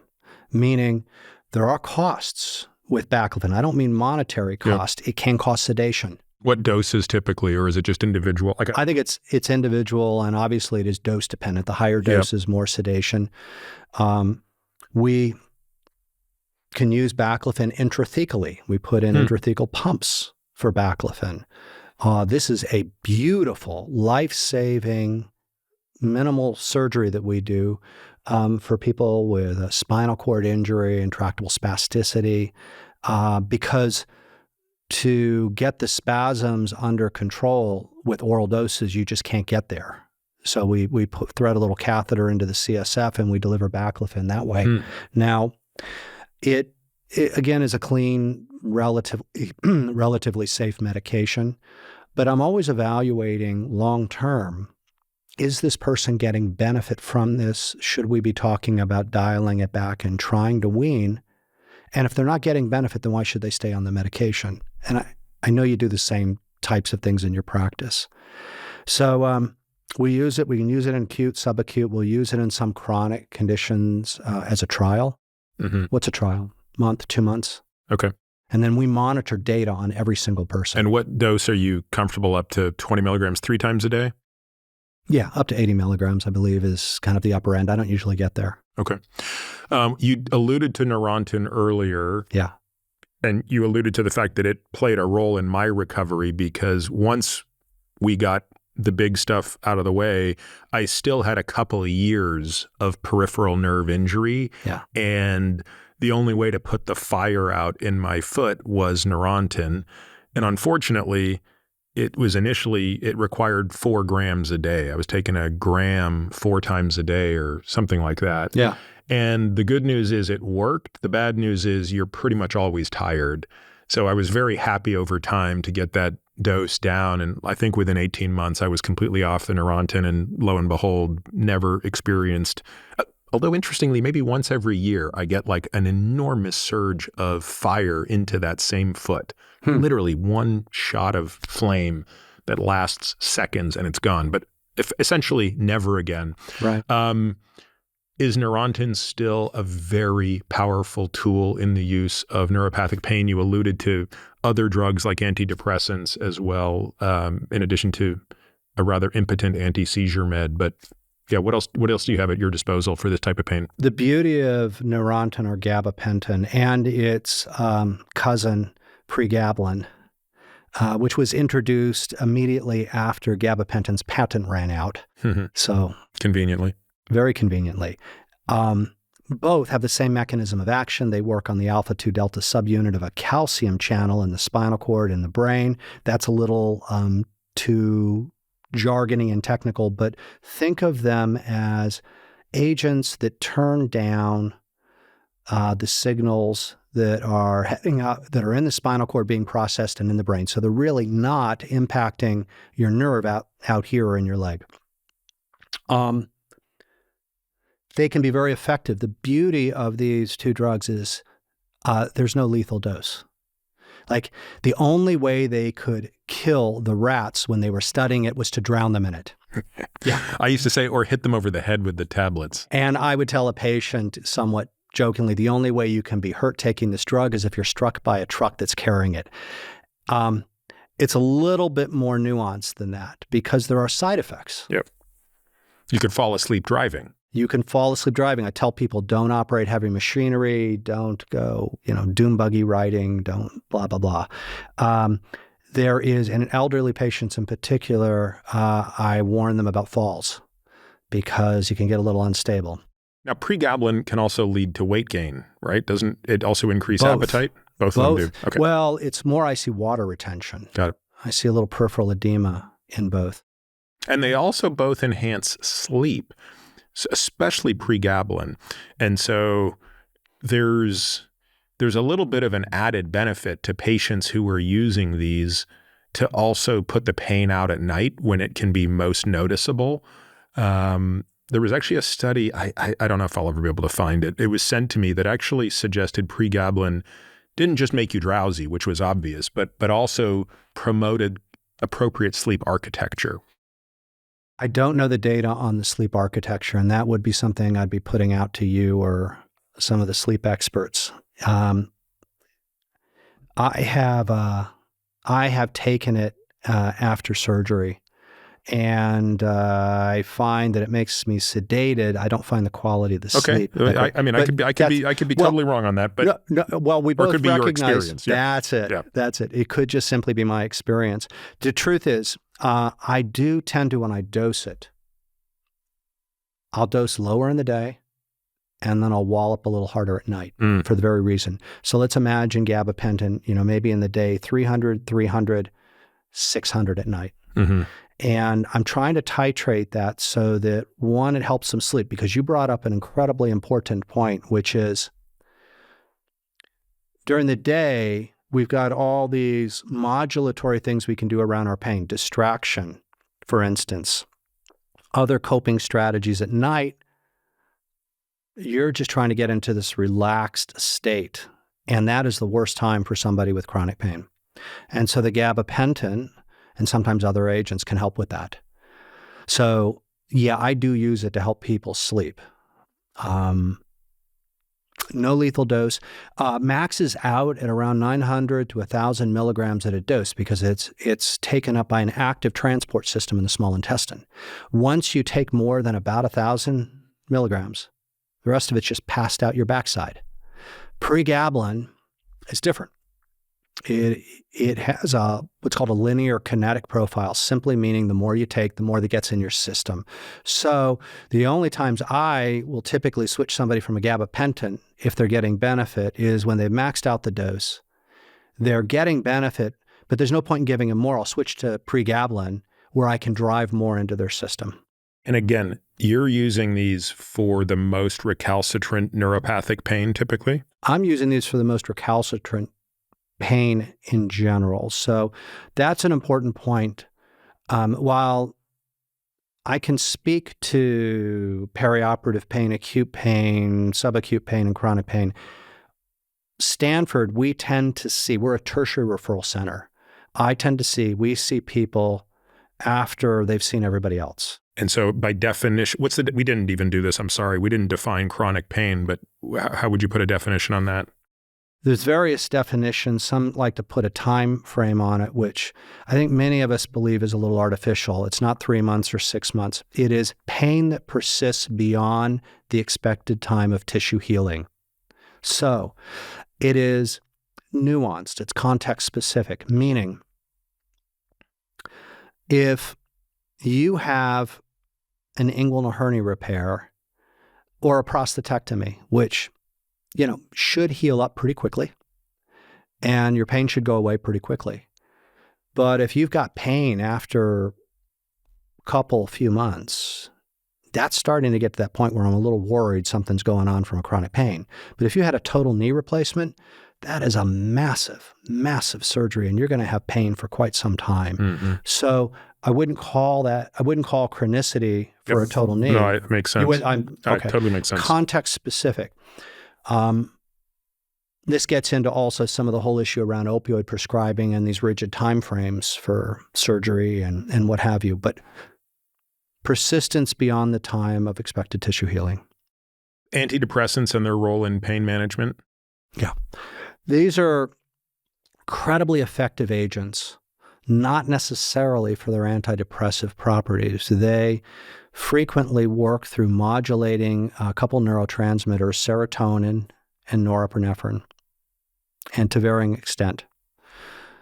We find that the classic, what we refer to as SSRIs, the selective serotonin reuptake inhibitors, haven't been as effective for pain as the older, dirty drugs of the tricyclic antidepressants. We call them dirty, which simply means they act at multiple receptors. They hit multiple systems. So these tricyclics hit the serotonin and norepinephrine systems, and then they also happen to be pretty potent sodium channel blockers.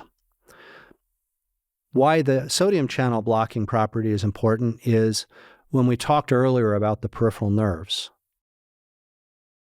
One of the main drivers of an action potential is activity around the sodium channels. You block the sodium channels, the action potential stops. Do you remember how much you gave me? Of how much sodium? How much lidocaine? Back then, I hope it wasn't toxic. Well, I'll come back to the story. It's pretty funny. I'm looking forward to it. Which TCAs are the popular ones? Everybody, I think there's about 9. What are your top 2 or 3? Yeah, that's the thing. We all get comfortable with our top 2 or 3 of any class. And so my go-to is desipramine, nortriptyline, and amitriptyline. They're broken up into different categories based on mainly side effect profiles. So after nortriptyline, what was it? Amitriptyline or Elavil. Yep. So Elavil's an older tricyclic that has a lot of histamine release, a lot of sedating properties. I would never give that to an older guy with a big prostate because he couldn't pee, and he'll be very angry with me. I will never give that to a young woman who's looking to watch her weight because she's going to get the munchies and she's going to put on 10 or 20 pounds and she's going to hate me. Have I had that happen? Yes. And I still embarrassed to this day. But if I have some... Is it offset by GLP-1 agonists in the modern era? Oh, this was 20... I've learned my lessons. I haven't run that experiment. That's a great idea. But I typically use the amitriptyline when I need some sedating help at night for sleep and pain because the dual action. I like the desipramine because it has less of that that sedating property, and I'll tend to go to that. And the nortriptyline. And you can titrate blood levels, for instance, like the nortriptyline. And those drugs, so where do they work? They work in the brain. They work in the brainstem. One of the classic areas down deep in the brainstem is a rostral ventral medullary region where descending pathways are coming down. And some of the key neurotransmitters there are serotonin and norepinephrine. So we're not necessarily using these drugs for their mood-changing properties. We're using them because they hit the same systems as they do in pain. And that's the beauty of them. And that's some of the messaging we have to give patients when we prescribe them an antidepressant is like, okay, Mrs. Jones, Mr. Smith, we're not doing this because we think you're depressed, and that's why we're doing. Yeah. These are great, great, great pain drugs, but they were never FDA approved. Why were they not FDA approved? Because they're off patent. There's no money to be made. Yeah, not FDA approved drug, approved for pain is what you meant. Yeah. Thank you. Thank you for that correction. They were FDA approved for something else. You're absolutely right. Okay, well, this brings us to opioids, which I sort of saved for last because of the there's actually more drugs I want to talk about, but in terms of like the off-the-shelf typical stuff that people think about. So a lot of hay has been made over this. There's no question that opioids have been overused and abused, and there's no question that illicit use of these things has had a devastating impact on our society. But it would be difficult to say that the field of medicine would be better off having never had an opioid we just talked about surgery, for example. Very challenging to deliver medical care in a hospital without opioids. So the question becomes, what is the most responsible case for oral opioids, which by definition are meant to be used outside of a hospital, not inside a hospital? And as a pain specialist, I would imagine few people are better equipped to navigate the nuance of that question. Yeah, it is a very nuanced question. I think a little preamble first. I don't take money from either the opioid companies. I don't take money from the litigation that's ongoing, because there are tens and tens of billions of dollars at play right now. Yep. I don't take money. And I am not pro-opioid. I am not anti-opioid. I am pro-patient. I view them as a tool. I view them as a tool much like the other medications, interventions, mind-body, physical, rehabilitative, complementary tools that we use. They have a particular place. I have a personal, deep appreciation for the destruction that these agents can cause. I come from a family very deep in addiction, very deep. I've lost close family members to opioid overdose. I've lost close family members to alcoholism. I am personally petrified of these drugs. And I have gone through surgeries that the surgeon said, you can't get through this without an opioid. And I'm like, I'll be fine. Because my approach is avoidance. With that said, I've learned a long time ago not to project my personal experiences onto my patients. That had to come through age, wisdom, whatever. It is true. Prescription opioids were overprescribed. They were overmarketed. They were, there were bad actors doing bad things. It came at a time, but it's not that simple a story. I sometimes get frustrated because I feel like you can make really simple sound bites out of this complex societal issue when it was a perfect storm that hit. Yes, you had a letter to the editor of New England Journal saying that nobody got addicted to like 38 patients or some nonsense, and Purdue and others ran with this. I get that, and they did bad things. You also have to put things in the context of what was going on in society. There was growing awareness of pain, as there should be. There was growing pressures to do something about it. People have brought up the pain as a fifth vital sign as an example. And people have different opinions about that. Did it have bad consequences? Yes. Did it have good consequences? Hell yes. Run the counterfactual. Do you want to go back to a time when we're not asking patients after surgery their pain? Do you want your mother, your daughter back in that time? And I think the answer is clearly no. But also there was other pressures. And Peter, you witnessed those firsthand. What was going on back in the 90s and the 2000s? And after surgery, there was this massive push to get people out of the hospital and put them in their home. We were replacing care in a hospital with care in the home. In the hospital, we had time to see their trajectory. We could titrate their opioids or whatever, or get them tuned up, dialed in, and then send them home. Now, surgery, overnight, you're home, let's give you a bucket of whatever. And the reason for that was surgeons and docs don't like getting called at 3 a.m.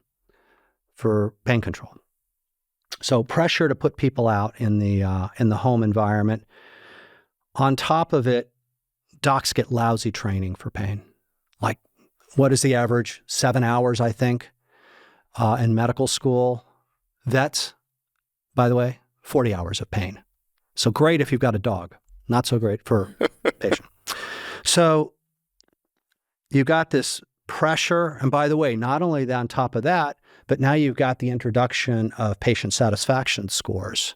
I have to imagine in your private practice, you don't have to measure Press Ganey and patient satisfaction scores, but in hospitals, everybody does, or at least they did. I think they're coming to their senses. And so one way of addressing the satisfaction, give more opioids. So there's more. There's many, many, many pressures that came to bear that helped create this problem, of which there were bad actors out there. By the way, the perfect analogy to this is the mortgage crisis in 2006 to 2008, where if you took a zeroth order view, it would be really easy to blame one of the entities, but it is actually a perfect storm, right? I have a slide, on the opioid crisis. I call it the perfect storm. Yeah. You're absolutely right. And in the end, and here I'm going to be a little bit reductive when it comes to the doc's roles in this. I'm going to borrow from my friend, Professor Keith Humphreys. There are three kinds of physicians out there. There are the majority of the physicians doing the right thing for the right reasons. There are the next group, which is a much smaller group, physicians doing the wrong thing for the right reasons. And at the very top of that pyramid, a little group, you got physicians doing the wrong thing for the wrong reasons. Bad. Those people at the top, take away their license, put them in jail. But you had a group of people here in the middle that were doing the wrong thing for the right reasons, that they either didn't have the right education, they thought they were helping people. Did they contribute to the problem? Yes. Have they gotten educated? Have we? Yes. I didn't answer your question, though. And let me now circle back. And I hope you'll forgive that little bit of soliloquy on my perspective of that 20 years. I don't use opioids as a first-line agent ever, almost never. End of life, cancer. But usually by then they've tried other things before they're getting to us. And I will use end of life, cancer pain, I'll use opioids liberally as needed. Now, just one thing, Please. Sean, you are not taking care of somebody in the acute phase of expected pain typically. Is that correct? In other words, that guy that just had a knee replacement, he's being managed by his surgeon, correct? Frequently we have an acute pain service in the hospital that sees about 30 to 50 patients a day. Based on what? When is the big gun of your team's expertise being brought in for a post-surgical routine case versus not? Most frequently, when the outcome is not simple. So when the surgeon needs some help, when the internal medicine doc needs help, and it's beyond their comfort. You know, when we brought pain in for every case when I was in residency, was anytime we did a thoracotomy, it was a non-negotiable. Yeah. Pain was consulted before the case, just for people listening. A thoracotomy, we didn't do these often because a lot of times by the time I was in residency, we did minimally invasive surgery in the chest. Yeah. But sometimes you had to actually make a huge incision under the ribs, and that's a very painful. You just know this from experience that's such a painful experience. You cut this huge incision in the intercostal muscles. You put rib spreaders in. You crank these things open so you can do this big operation. We just know those patients are going to need an epidural catheter, and we want that in before surgery, not after. Yeah. And it makes all the difference in the world. So pain was a part of that response. I don't remember us routinely bringing pain in otherwise, but things have changed, I'm sure, in 20 years. So today, for a general abdominal case or a general orthopedic case, are you brought in preoperatively? Yeah. These days, there's a lot of movement towards these ARS protocols and enhanced recovery after surgery. And so, fortunately, the field of medicine is moving more and more towards a team-based healthcare model where, surgeons, pain docs, anesthesiologists, nursing, rehab are all working in a collaborative manner. They're putting together protocols to what is the best optimal approach to prehab a patient before surgery, move them through the intraoperative and then perioperative period.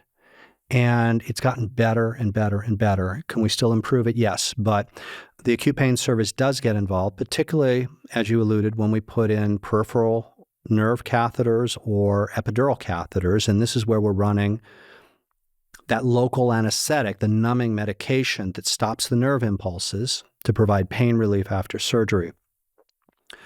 And so, yes, we do get deeply, deeply involved in that acute surgical pain space, and then also with internal medicine docs and when patients are admitted into the hospital for whatever cause.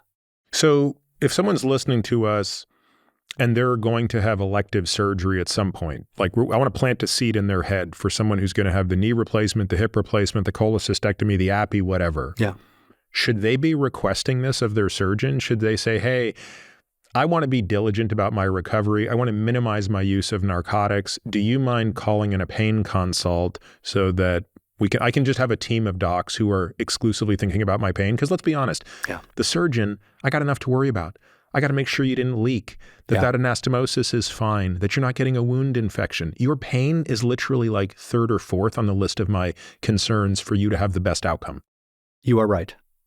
And if a patient is listening to this, a person is listening, and they have the ability, they have the wherewithal to go to their doc, their surgeon, and ask, what will pain management be like? Is there an opportunity to interface with an acute pain service, particularly if they're taking opioids now for a chronic pain problem, or even if they're not taking opioids for a chronic pain problem? So we will see them in our clinic before surgery.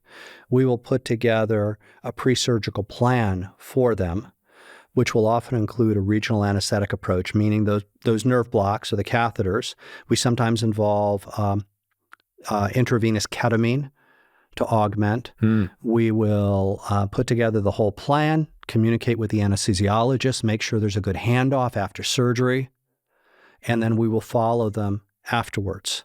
And then we will typically follow them outside the hospital and help the surgeon out with the medication management and the pain management.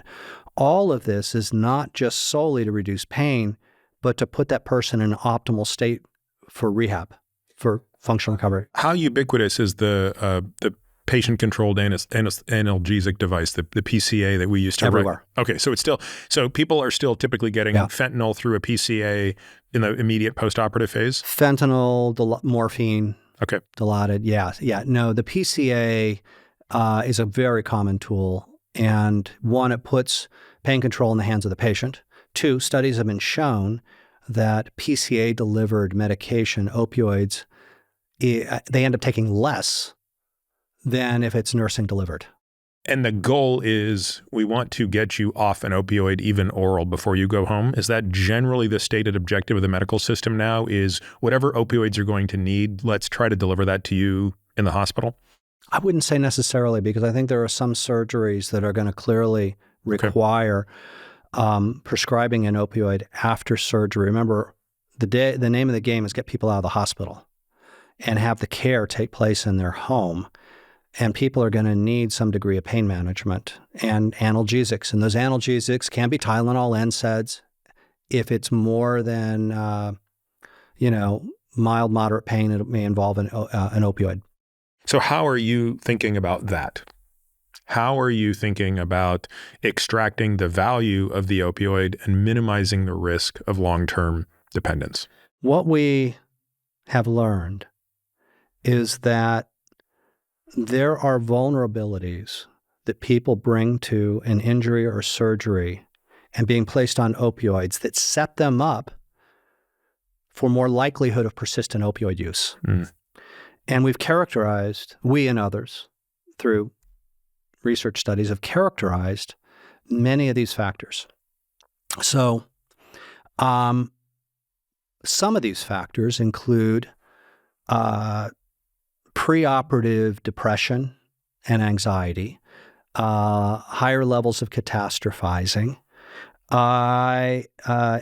early adverse child events, so a history of PTSD, history of physical, sexual, psychological trauma. All of these set someone up to have a higher likelihood of persistent pain and persistent opioid use. Now, you will note all these things I said most of these things I said, people would normally put under the psychological umbrella. The key message that I want to give people, and I think everyone's getting this, is when we talk about psychology and psychological factors, we're talking about neurosciences. We're talking about the brain. And we're talking about specific brain systems, regions, networks. So we did a study several years ago. This was led by Jennifer Ha. Ian Carroll was a key player, leader on this. And we found that higher depression scores preoperatively predicted much more likelihood of persistent opioid use after surgery. And how are you screening for this? What tests are you using? Back then, we used something called the Beck Depression Inventory, which standard instrument, we don't use that anymore. There's more modern tools. I thought what was cool about this, we did a factor analysis on the original paper, and you can break the Beck down into different components of depression, anhedonia, cognitive, blah, blah, blah. What we found is there was a particular factor that drove almost entirely that prediction of depression: self-loathing. It was feeling like really bad about yourself. So if you have someone who just suffers from, not that anhedonia is anything but unpleasant, but if they're only experiencing anhedonia but no self-loathing, you would say, well, the risk isn't as high. Yeah, conceptually, your argument holds, but now I'm going to come back to a lot of the things that you write about, which is the danger of drawing inferences from small population studies and generalizing that to the rest of the world. Yeah, especially without randomization, because what you really would like to be able to see is you take a whole bunch of people in, you get their incoming metrics of anhedonia, dysthymia, self-loathing, you categorize all the arms and tentacles of depression, and then you randomize within each of those to with and without opioid strategies. Yeah. And then this is a very complicated thing to do, but if you want to know the answer, that's kind of the way you want to do it. That's exactly it. Unfortunately, there's not much will to do that in society these days. Even in the world we live in today, where we understand that for a non-zero, potentially non-trivial segment of the population, the introduction to opioids that ultimately destroys people's lives is delivered by the medical system. I was on the Institute of Medicine panel, now the National Academy panel called Relieve, and we did a report called Relieving Pain in America. And I remember sitting around back in 2010, and we were talking about the state of pain in the country and where we needed to go, identify a perfect vision, and also identify what are the biggest research questions to ask and answer. And I remember a really vigorous discussion here, and the one that I put forward and others put forward is we need to better understand what is the long-term effectiveness and safety of prescribing opioids to people with chronic pain, meaning we need to figure out for whom opioids work. Today, we still don't have an answer to that question, and there's very little will to do it because the whole message in the scientific community is basically find non-opioid choices. So there's not a lot of interest in funding the studies to figure out for whom it works. There is a lot of active interest still, mainly through data-driven studies, to find out who is at risk. But that type of study that you're talking about and others that are of longer term and bigger consequences, I just don't know when they're going to get done, who's going to fund those. This is a little unrelated, but I remember this when I was in residency. There was one of the attendings, and I don't even remember who it was, but he was one of the, he had this belief, he used to quote this study, and I don't remember it, but it said that if you injected bupivacaine into the injection site, the incision site. So I'm gonna make a midline incision, draw my little line, inject bupivacaine. So for the listener, this is a long-acting sodium channel blocker. Wait some long period of time, like 10 minutes. Then make the incision, go about, do your surgery, and then immediately give that patient acetaminophen and ibuprofen immediately post-operatively and keep them on it around the clock. You could eliminate opioid use. And he was convinced that the only reason surgeons didn't want to do this was because nobody wants to inject and stand there for 10 minutes with your thumb up your ass waiting for the bupivacaine to seep into the tissues. And maybe it's anecdotal, but it really seemed to work. Yeah. Right? Like it really seemed to work that you would do this inguinal hernia repair or, at the time, some small laparotomy or whatever it was, anything. And if you were willing to put that bupivacaine in and sit there and wait, and I'm trying to think, we might have used epi with lidocaine as well. So it might have been a little epi with lidocaine plus bupivacaine or something like that. And you had to be super due diligent about keeping the acetaminophen and ibuprofen levels up. Have you ever heard of anything like that? Oh, all the time. Yeah. I mean, I think he was ahead of the curve. Now, whether it completely eliminates any likelihood of opioids after surgery, that's a little it might be too strong a statement. It just reduces the requirement, right? I strongly believe that he was practicing good medicine and he was doing it ahead of his time. Now, the idea of using a combination of lidocaine and marcaine and epi, as you well know, is lidocaine short-acting. Yep. So it's going to work pretty darn quick. And so you can get going with your surgery while the marcaine, the bupivacaine's kicking in. The epi is going to not only provide hemostasis, it's going to reduce bleeding at the site, but it keeps the local contained. Which means you have to use less Bovie, which means less tissue damage. Yes.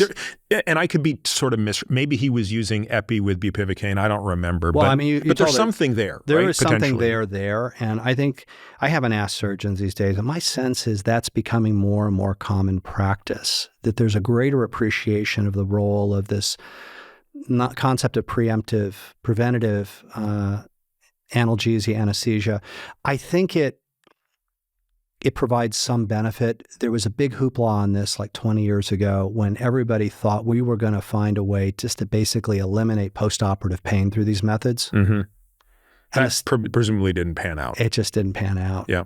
But look, a 50% reduction in opioid requirement postoperatively would be enormous. Huge. Absolutely.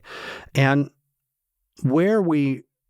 getting back to your question, I think we're at an interesting crux in research and clinical care where we're gathering more and more high quality data to better understand these vulnerabilities.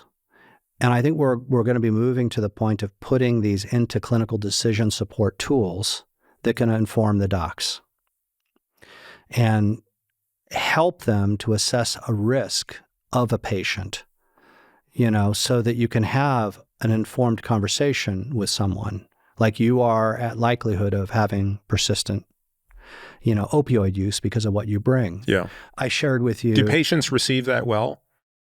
That's a hard discussion to have with a patient, I would imagine.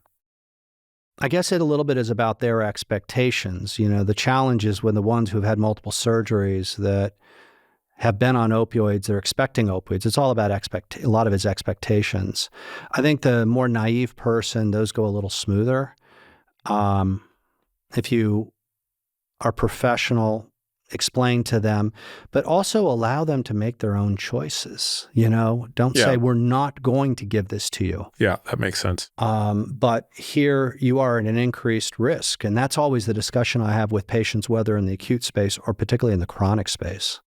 So let's talk about a couple other things that are kind of related to this, but distinct. Let's talk about acupuncture.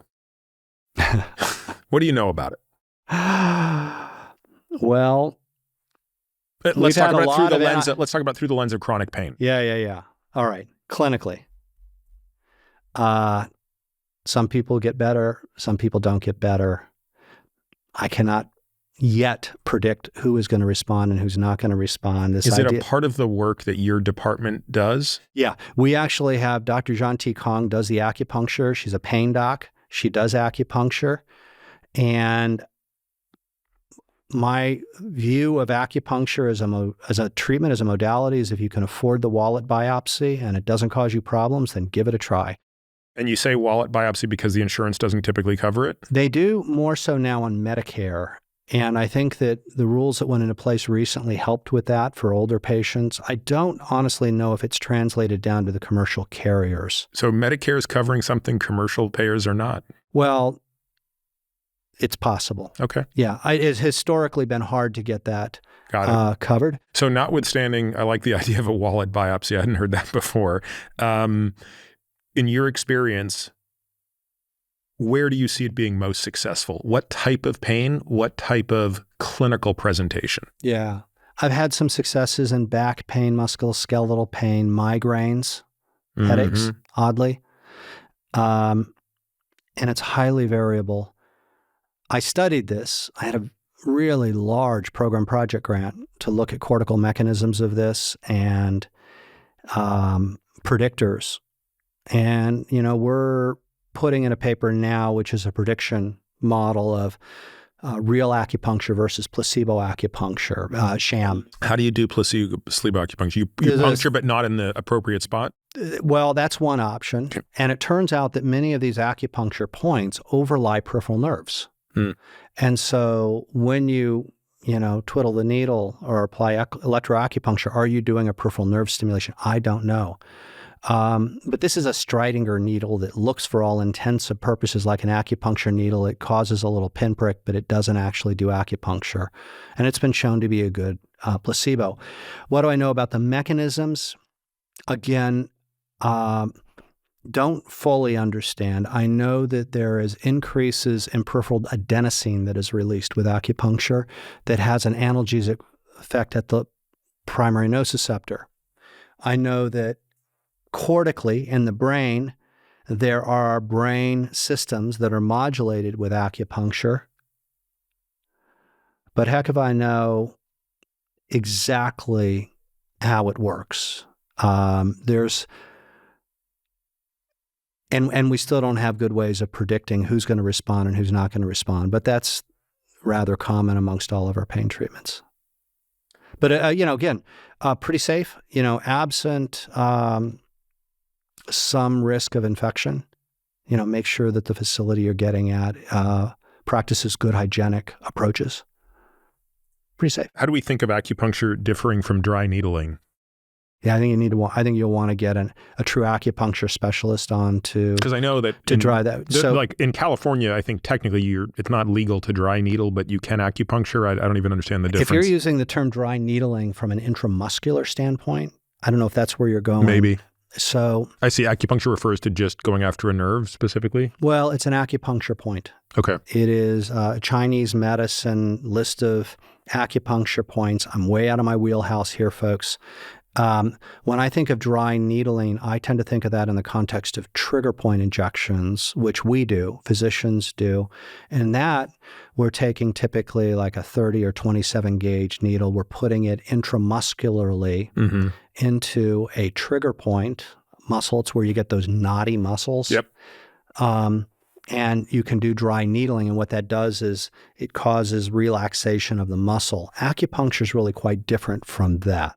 Next question on chronic pain. What is the role of cannabis in your experience here? Is it friend or foe? And again, I'm sure there's a nuanced answer. Very nuanced. This is another one where I'm liable to get some hate mail on either side of this. Here's what I'll tell you.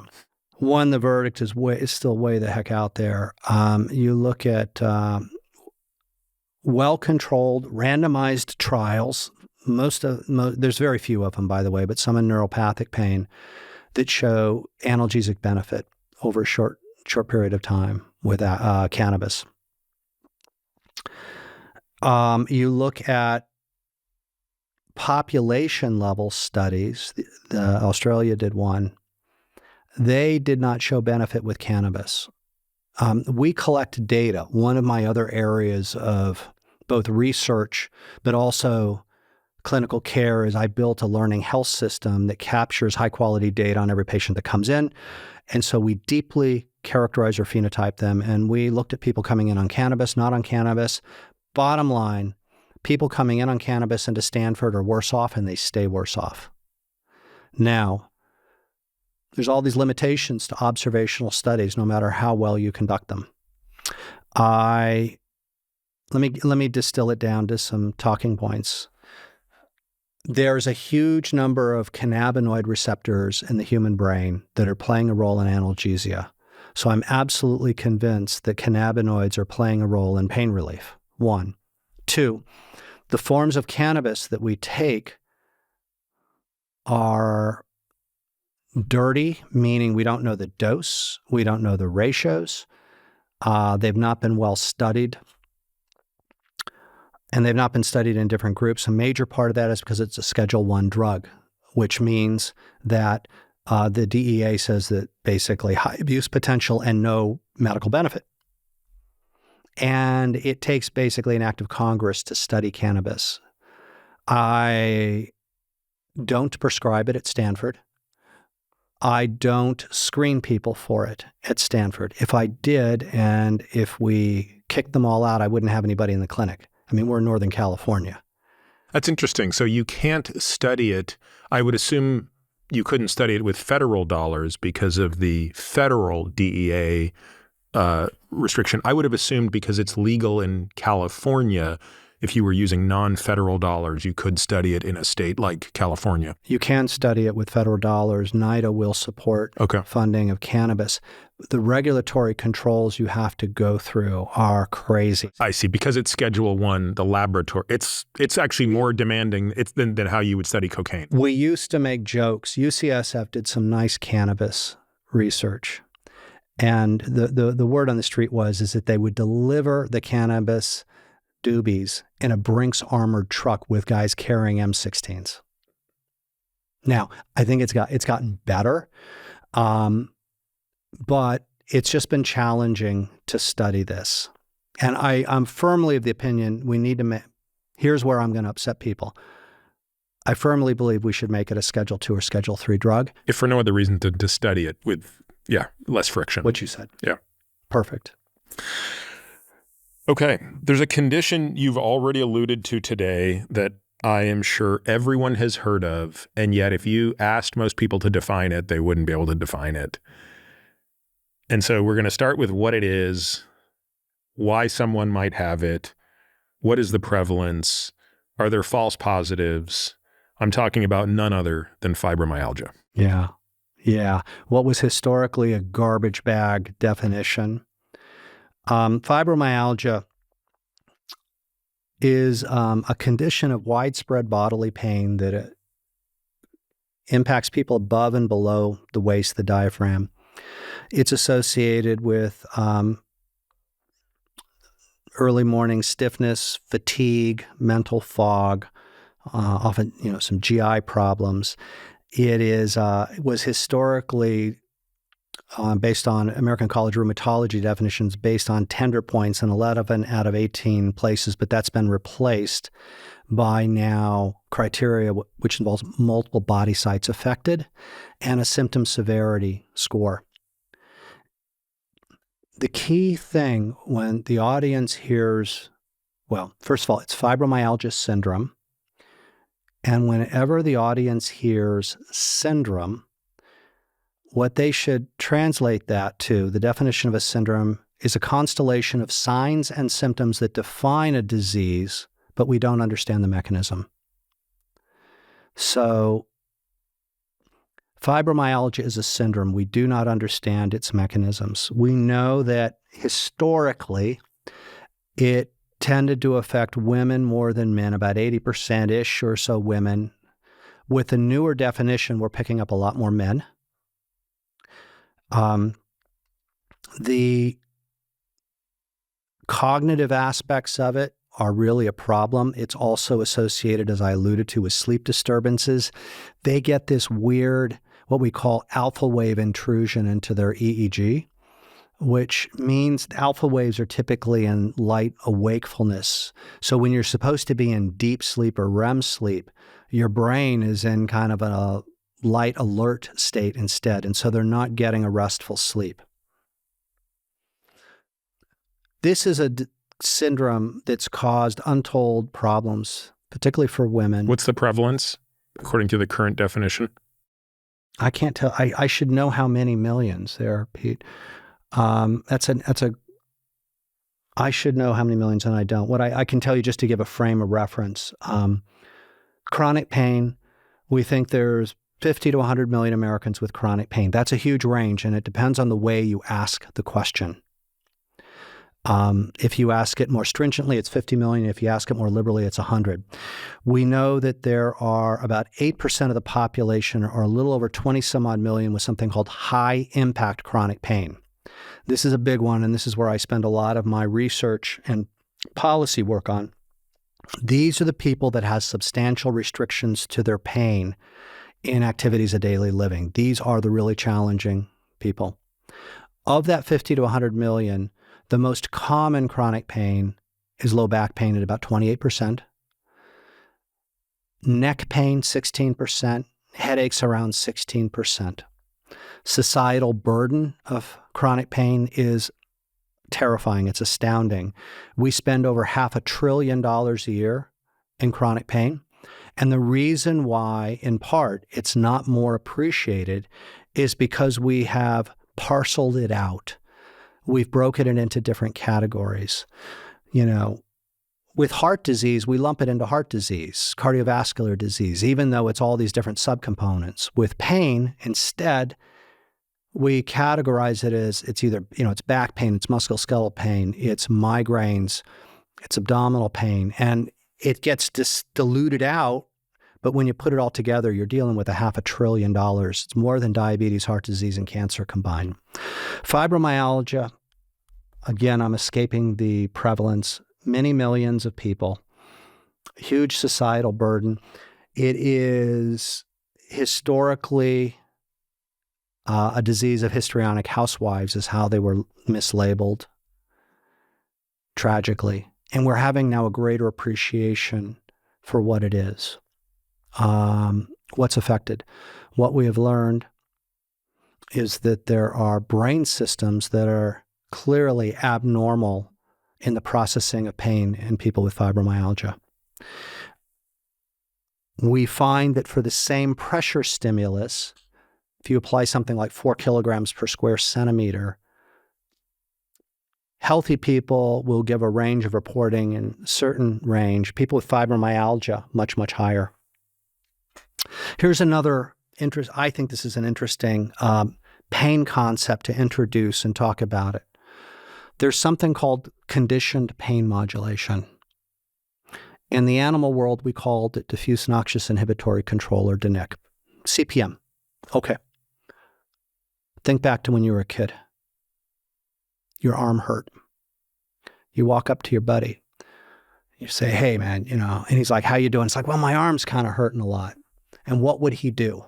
Hit you? He would hit you, of course. He'd hit you in your other arm. He'd stomp on your foot. And you're like, well, the hell did you do that? By the way, this is a boy-only thing. Like, I can't imagine girls did this. But yes, of course, this is what little boys do. This is what little boys do. I was guilty of a lot of that. But then you'd say to your buddy, like, don't you feel better? And the truth is you did. Because pain in another area reduces the primary pain site. It's called conditioned pain modulation. We're all wired. It is a network, predominantly, we think, in the brainstem, involving some of this periaqueductal gray rostral ventral medullary regions. Labar's first described this in the mid-70s in animals. So we all do it. We all have it. It's this endogenous tonic inhibitory tone that you can activate when you cause pain in another site, unless you have fibromyalgia. If you have fibromyalgia, particularly if you're a woman with fibromyalgia, you have impaired CPM. You don't inhibit. Now, is there a high overlap with depression, anxiety, and fibromyalgia? And if so, which is the arrow of causality? Yeah, the chicken and egg. We used to think that there was a high preponderance of anxiety and depression with fibromyalgia. And I think the current data doesn't support that there's any higher prevalence than particularly any other pain conditions. I think you tend to see more of the anxiety, depression, broadly speaking, in things like low back pain. Mm-hmm. I think what you see more of in fibromyalgia is fatigue, unrelenting fibrofog is what they call it. And then the sleep disturbances. And so what is the management for these patients? Is this a curable syndrome, or is it a syndrome that is meant to be managed like HIV? Yes and no. What do I mean? Well, one, we don't know exactly the mechanisms. There's different prevailing thoughts. One thought, again, is it's a disruption in your central brain processing of pain through reasons unknown. There are some that believe it is a disease, a condition of small fiber neuropathy, because you can do punch biopsies, little skin biopsies here. And what they find in some subsets of people with fibromyalgia is those C fibers, that there is alterations, abnormalities of the C fibers in the skin. And that is synonymous with a small fiber neuropathy that neurologists typically see. Now, But that's caused by what? Yeah, that's the thing. Is this infectious? What do people think is going on? So fibromyalgia is frequently preceded by some event, something traumatic. That traumatic can be a physical motor vehicle accident, but it could also be some emotional or sexual abuse. It can be an infection. We frequently, also hear that story. So there is some insult that people will frequently identify. Getting back to your question on managing this, we frequently use the same medications that we've described before, but we rely on more of those brain modulatory drugs. The TCAs are the big... Another one like duloxetine, which is in the class of antidepressants, but it's a little cleaner, fewer side effects. It's a serotonin norepinephrine reuptake inhibitor. This is actually a drug that got FDA approval for pain. And so we go to this a lot. One of the drugs that I have studied with Jared Younger, who's now at UAB, is a drug called low-dose naltrexone. This is a fascinating drug. And it's got like this underground reputation out there that's all over the forums. And the reason for it is because it's been around for decades and off patent, there is zero money for any pharmaceutical company for it. What is naltrexone? Naltrexone, when given at 50 milligrams, is used to block opioid receptors. It's an opioid blocker. And so we use this in the treatment of opioid and alcohol addiction because it blocks the rewarding experiences of alcohol or opioids. And so it's used as a treatment for addiction. 50 milligrams. At 4.5 milligrams, 1/10 of the dose, it has been shown to block toll-like 4 receptor on the microglia. Now, I just introduced like this really technical concept, so allow me to briefly explain. The microglia are these cells that hang around nerves but are not neurons. And when I was in medical school, several years before you, what I was taught was these microglia were like the warm, fuzzy blanket that propped up the nerves. I don't know what you were taught, but they provided structural support to the nerves. What I learned is that was only part of the story, that they're key neural immune modulators. And so what I mean by that is, in times of stress, injury, fever, these microglia get activated. They release all sorts of inflammatory mediators, chemicals, that sensitize the central nerves responsible for pain perception, pain transmission, pain perception. So you give low-dose naltrexone, it blocks that. It blocks that neuroinflammatory soup. And in some patients, Peter, this drug's been magical, like magical. I give it in 4.5 milligrams. Silly question. Why not 5? Like 4.5 has a lot of specificity to it. Was there some reason why it came in at such a dose? All right, here's my story.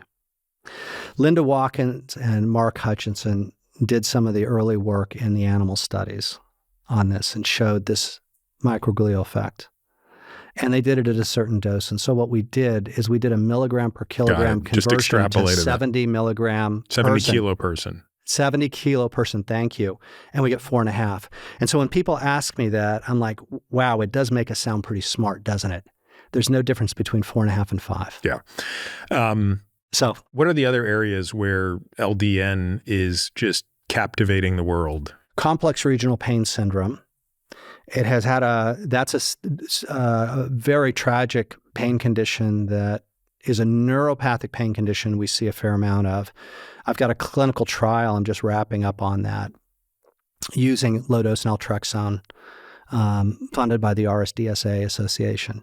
And another is actually multiple sclerosis they've used it in, and they found some reduction in reoccurrences of MS. I think they did that at UCSF or UCLA. But it's in these weird neurodegenerative type conditions where they're seeing some help. Now, I've had some really wacky patient responses. If, I can share one. If he is dysarthric, he can't speak, he's got weakness, he has hemibody pain, burning pain. This is that central pain. Okay. Thalamic pain. So he comes to me several years later, can barely speak at all. He's tried everything. Let's try low-dose naltrexone. Now, why does he come to a pain doc? Because he's got terrible pain. Okay, so he wasn't coming to you for the speech issue. No. He has a speech therapist. It's not getting any better. He's a couple few years out. Stroke is stabilized. Okay, so it's this burning pain. On half his body. Half his body. I trial him on 4.5 milligrams of LDN. He goes away. He comes back a couple months later. Pain is improved. But not only that, he's now speaking and throwing a few words together for the first time since his stroke. I'm like, what the hell? I bump up his dose. You cannot hurt yourself on this drug. I know you know this. So I go to 9. Why not 10? Well, because it's easy to take 2 capsules. Yeah. He comes back a few months later. He's now talking in sentences. And I'm like, I said, are you sure this isn't due to your speech therapist? And they swear up and down, absolutely not. I go on up to 13, and I go up to 13 and a half. And now he's having conversations. And how's his pain? Massively better on this. And really remarkable effect. The only way I can explain these things is, in a stroke, you've got you've got dead tissue, you've got live tissue, you've got these intermediate zones. And somehow with reducing maybe inflammation, you end up with more functional brain. Somehow, if that model makes sense, which it at least teleologically does, something about that inflammatory zone in the middle between what was clearly gone and not is poisoning the part that's still okay, right? What is the downside of this? Meaning, what would one need to be mindful of in trying an approach like this? The beauty of this drug is the only side effects that I see 20-30% of people get vivid dreams. They get technicolor dreams, not bad dreams, not nightmares, but their dreams just take on a more colorful nature.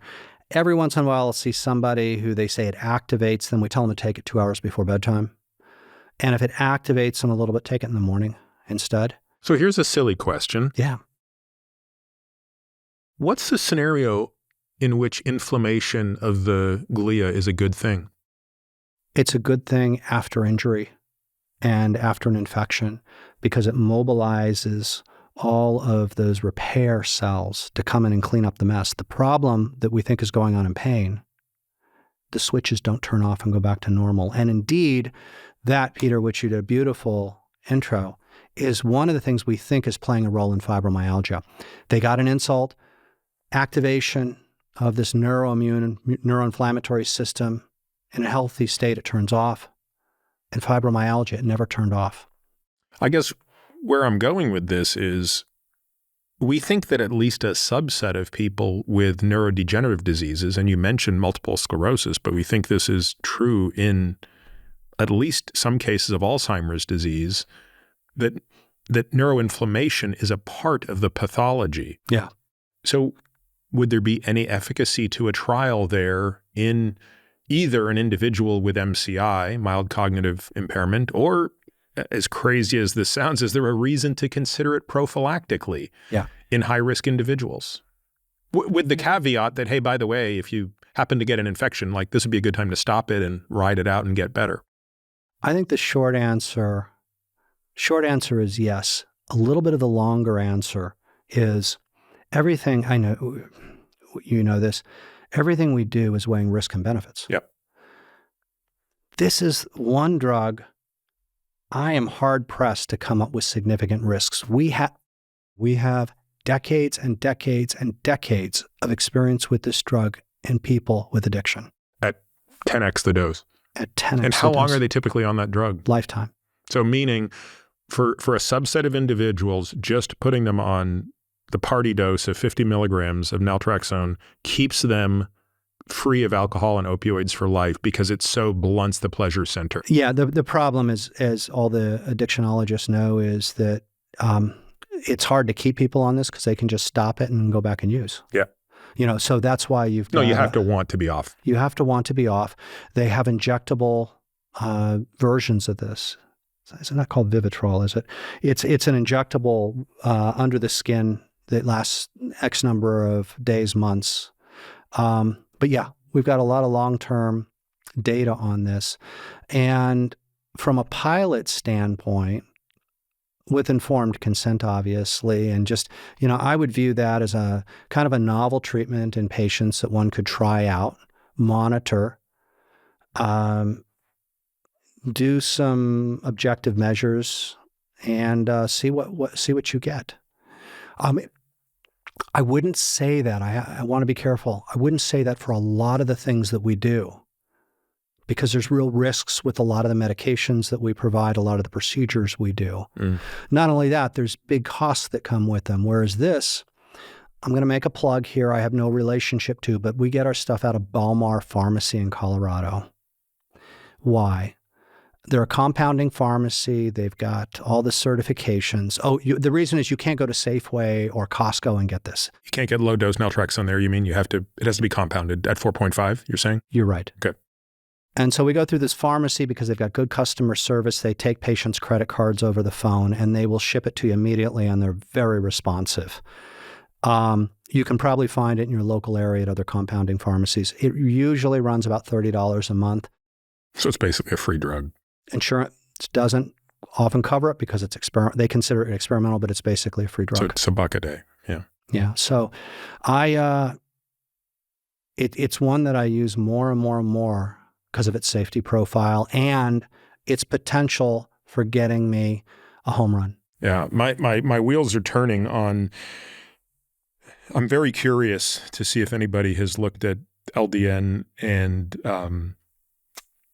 in any of the neuroinflammation stuff, because look, we see the relationship between herpes simplex virus and Alzheimer's disease, between shingles, especially ocular variants of it, and Alzheimer's disease. We know that there is some relationship between inflammation and this disease, and we know that that's obviously not all paths cross through that, right? There are lipid-mediated paths, metabolic paths, vascular paths, but I think, it would be very difficult to make the case there's not an inflammatory path towards that condition. And so interesting to think about. It is. And I need you to, just as ideally a good scientist, tell you that not everybody buys in to the microglial model that I'm describing. There are friends and colleagues at Michigan, Dan Claw, brilliant guy who is very much in disagreement with me, who believes that even at these low doses, you're antagonizing the opidergic system and in essence kind of resetting it in these chronic pain states so that you're normalizing the endogenous tone. And you know what? That's the fun thing about science and why we try to keep our egos out of it.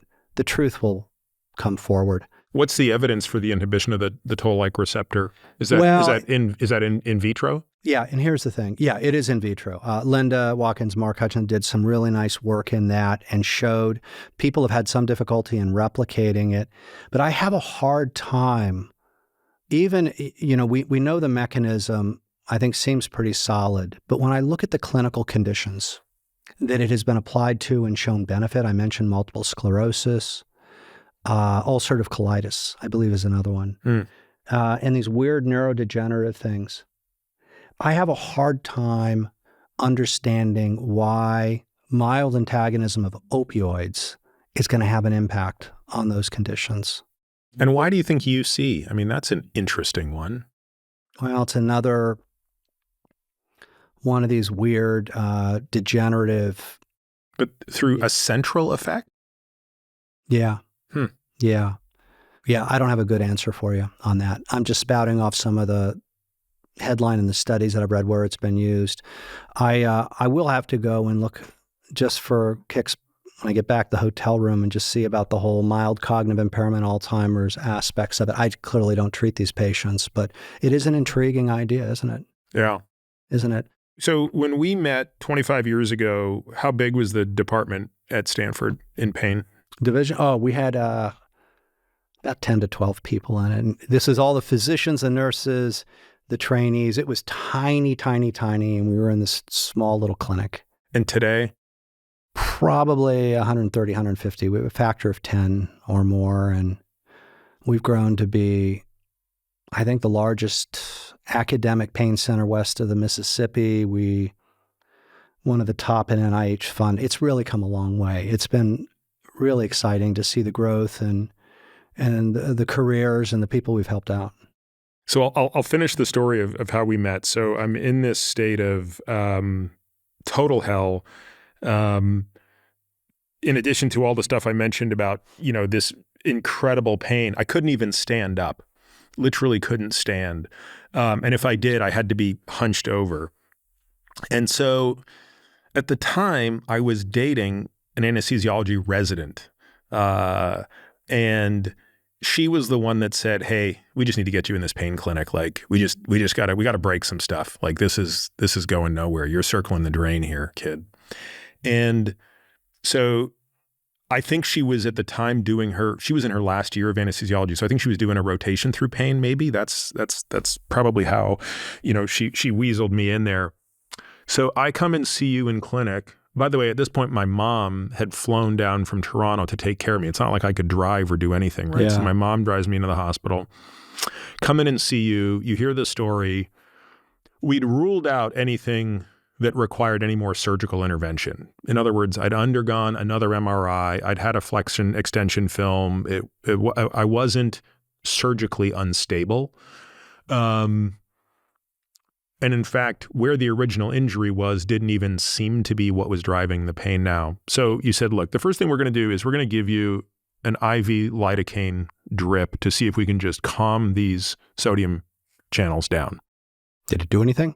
So you said, well, how much do you weigh? I said, I weigh 80 kilos. You said, okay, we're going to give you 400 milligrams of lidocaine intravenously. And I said, Dr. Mackey, I just took my boards a year ago. That's a toxic dose. You said, don't worry, we're going to do it in a cardiac monitored room. You will be on an EKG and we will be able to defibrillate you if you have an arrhythmia. So I said, go for it. So in 20 minutes, I got 400 milligrams of lidocaine, didn't touch the pain. Tried something else, didn't touch the pain. By now it was 8 o'clock at night. Oh, wow. And you said, okay, the only thing left to do at this point is to go in there and do a series of injections at every single facet joint, every single dorsal root, every nerve root, every dorsal root ganglia, the entire length of your spine. Yeah. I will not be able to diagnose what is wrong because I'm basically going to stop all the pain, but then we will chip away at this over the coming months. And I said, great. Can we do it now? You said, no, it's 8 o'clock at night. We don't have an anesthesiologist. I'm the only one here. I said, you're an anesthesiologist. You said, yes, but I'm the one that's doing the procedure. So I said, well, why can't we do that? And then you said, well, we won't be able to give you any sedation. And I'm about to stick 45 needles in your back. And I said, I don't care. That's how much pain I am in right now. Yeah. So we go into the OR and you proceeded to put, I think, hydrocortisone, bupivacaine, and you lit me up and down the back. And 2 hours later, I stood up for the first time in 3 months. I was completely pain-free. This was remarkable. So we get home, it's midnight. I say to my mom, I'm not going to bed. I'm going to go for a walk because I hadn't walked in 3 months. And the campus loop of Stanford? Very well. I ran it. Yes. Yeah. I walked it until the morning. It's a 4-mile loop. I just walked around and around and around till 9 o'clock in the morning, came back home, went on to develop plantar fasciitis because when you don't walk for 3 months and then you don't stop walking, but put that aside. Yeah. And you told me, look, you're going to probably feel okay for a few days and then the pain is going to come back. Well, it actually turned out to be 2 weeks that I was pain-free. And then the pain came back. And over the next 3 or 4 months, you repeated comparable procedures, but with more and more precision, i.e. narrowing in at what the problem was. And if my memory serves me correctly, it was mostly in the T12, L1 area. Those, and I think the ultimate diagnosis was, look, you lost so much disc space at L5S1 through the multiple surgeries. If you look at my MRI today, I basically don't have a disc at L5S1. That you've now developed this facet arthropathy that far up, and that's where those nerve roots are going into kidneys and testes. But what was amazing was these injections allowed me to go and do rehab, which I took on like a vengeance, and basically rebuilt the strength in the musculature of my back. And so within 9 months, I was like back to 9 months of meeting you, a year of the injury. Like I was functional. Within 2 years, I could get to the point where I forgot about it for days at a time. Like I'll give you an example. I could actually sneeze without bracing. Wow. That was something I couldn't do. Yeah. For a year, I couldn't lean over the sink to brush my teeth. That's how weak I'd become. Like, you know, just the moment arm of your torso leaning over, I couldn't do that. I had to fully brace and support myself to just brush my teeth. So you asked, like, what was the lasting impact of that? Well, and I've told this story many times, and of course my kids know it well, one of the lasting impacts was my absolute love for parking as far as possible from wherever I'm going. Because when I was going through this, they wanted to give me a wheelchair parking thing. Yeah. And I was like, I don't want it. You know, it's just a psychological thing. It's like, I don't want it. I don't care how far I have to walk. And so now, you know, my kids know you sort of celebrate your legs by parking far. Yeah. And in many ways that became part of this idea, this thesis I had of this centenarian decathlon, this idea of like, what are you training for? You're training for life. Life is your sport. And that can be something as mundane as being able to walk to the grocery store if you park, if there's no spot near where you need to go. And can you push the cart to the car and all that kind of stuff. So the net for me is it has been incredibly positive. Again, I'm incredibly grateful, Sean, to you, because again, had I not been at Stanford, had I not had, you know, that girlfriend who I won't name her to embarrass her, although I think she's still on the faculty at Stanford, by the way. You know, I just think there's a lot of ways that story could have gone sideways. So I feel incredibly grateful. And the final part of the gratitude is that I would go on to Hopkins for my residency in an emergency room that serviced some of the most opioid addicted people on the planet. And based on my own experience with that, I can say I always had a sense of humility about what they were going through. I always looked at it as, oh God, I feel your pain. That is awful. And I could have been there. Wow. But by the grace. So that's been my experience with it, which is 90% good. That's a great story. You know, Peter, I listened to that, and in one hand, I remember it, and on the other hand, it's been so it's many one years. of a million stories. You could have been talking about Bob as the doc. And I'm listening to this, and I'm like, well, yeah, that is the kind of thing I would have done, you know, late at night and just try to take control of the situation, get it under control. Yeah, just put the fire out. Yeah, just spray the hose. Yeah, because normally, to be clear to the audience, I would never approach that in a chronic situation like that. It lacks all specificity. You can't learn anything from it. But I remember you just being an extremist, and we had to do something to help you. So let me ask you a question, Sean. How common or uncommon is my story? Because when when you meet a person like me, is there a part of you that thinks we're never going to fix this guy? Like this guy's life is over. He's on 320 milligrams of oxy. Yeah. Hasn't walked in months. He's in so much pain. The lethal dose of lidocaine did nothing. Is there a part of you that thinks this is a chronic pain patient? This is a guy who's going to be in chronic pain the rest of his life? Or do you look at a guy like that and say, no, we can fix this? What I usually look at, I usually think of it as, I'm confident we can really help them. I don't know what help means. Curing is such a strong word. And every once in a while we can cure, just eliminate, make it go away, it never comes back. Like my case. Like your case, which honestly, I didn't even know about until recently. I was lost to follow-up. Lost to follow-up. I'll tell you maybe in just a little bit like how I did find out. And I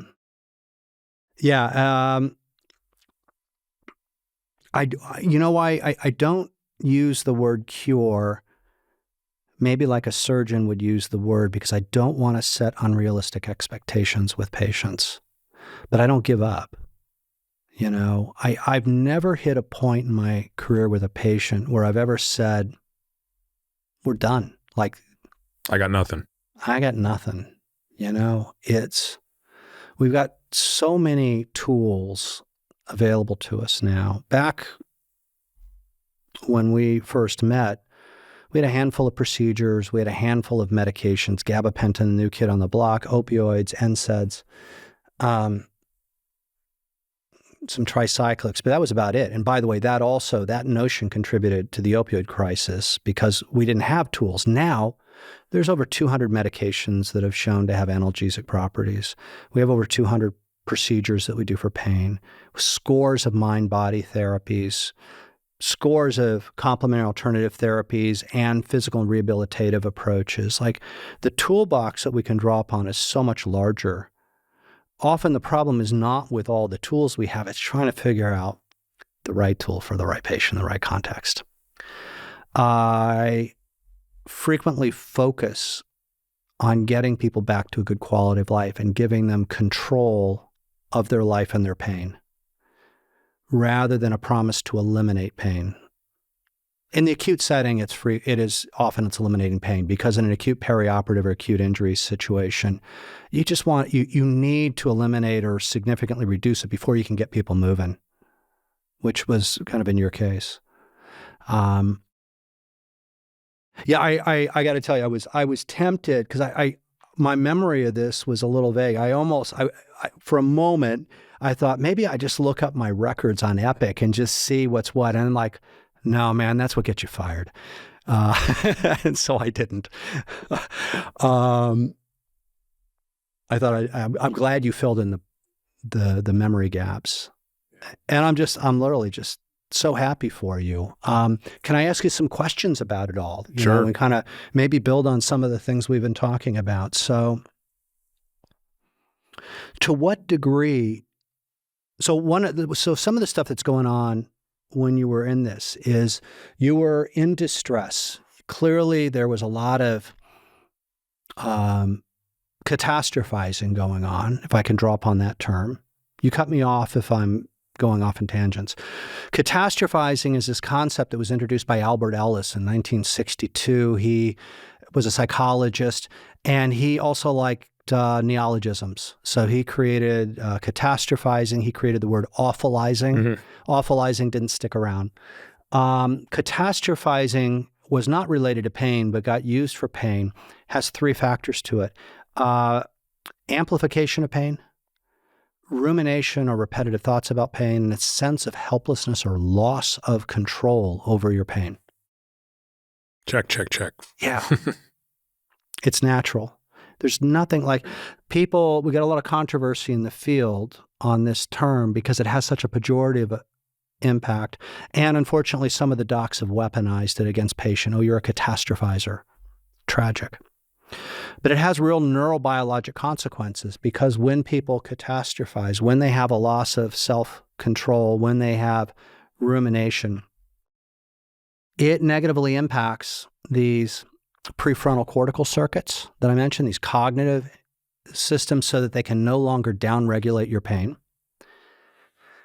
They have abnormal connections to hypothalamic regions, which are key in hypothalamic pituitary adrenal axis, your HPA axis, which I know you're very familiar with. And so what in an acute situation, you get a release of cortisol for stress response. This is a surgeon.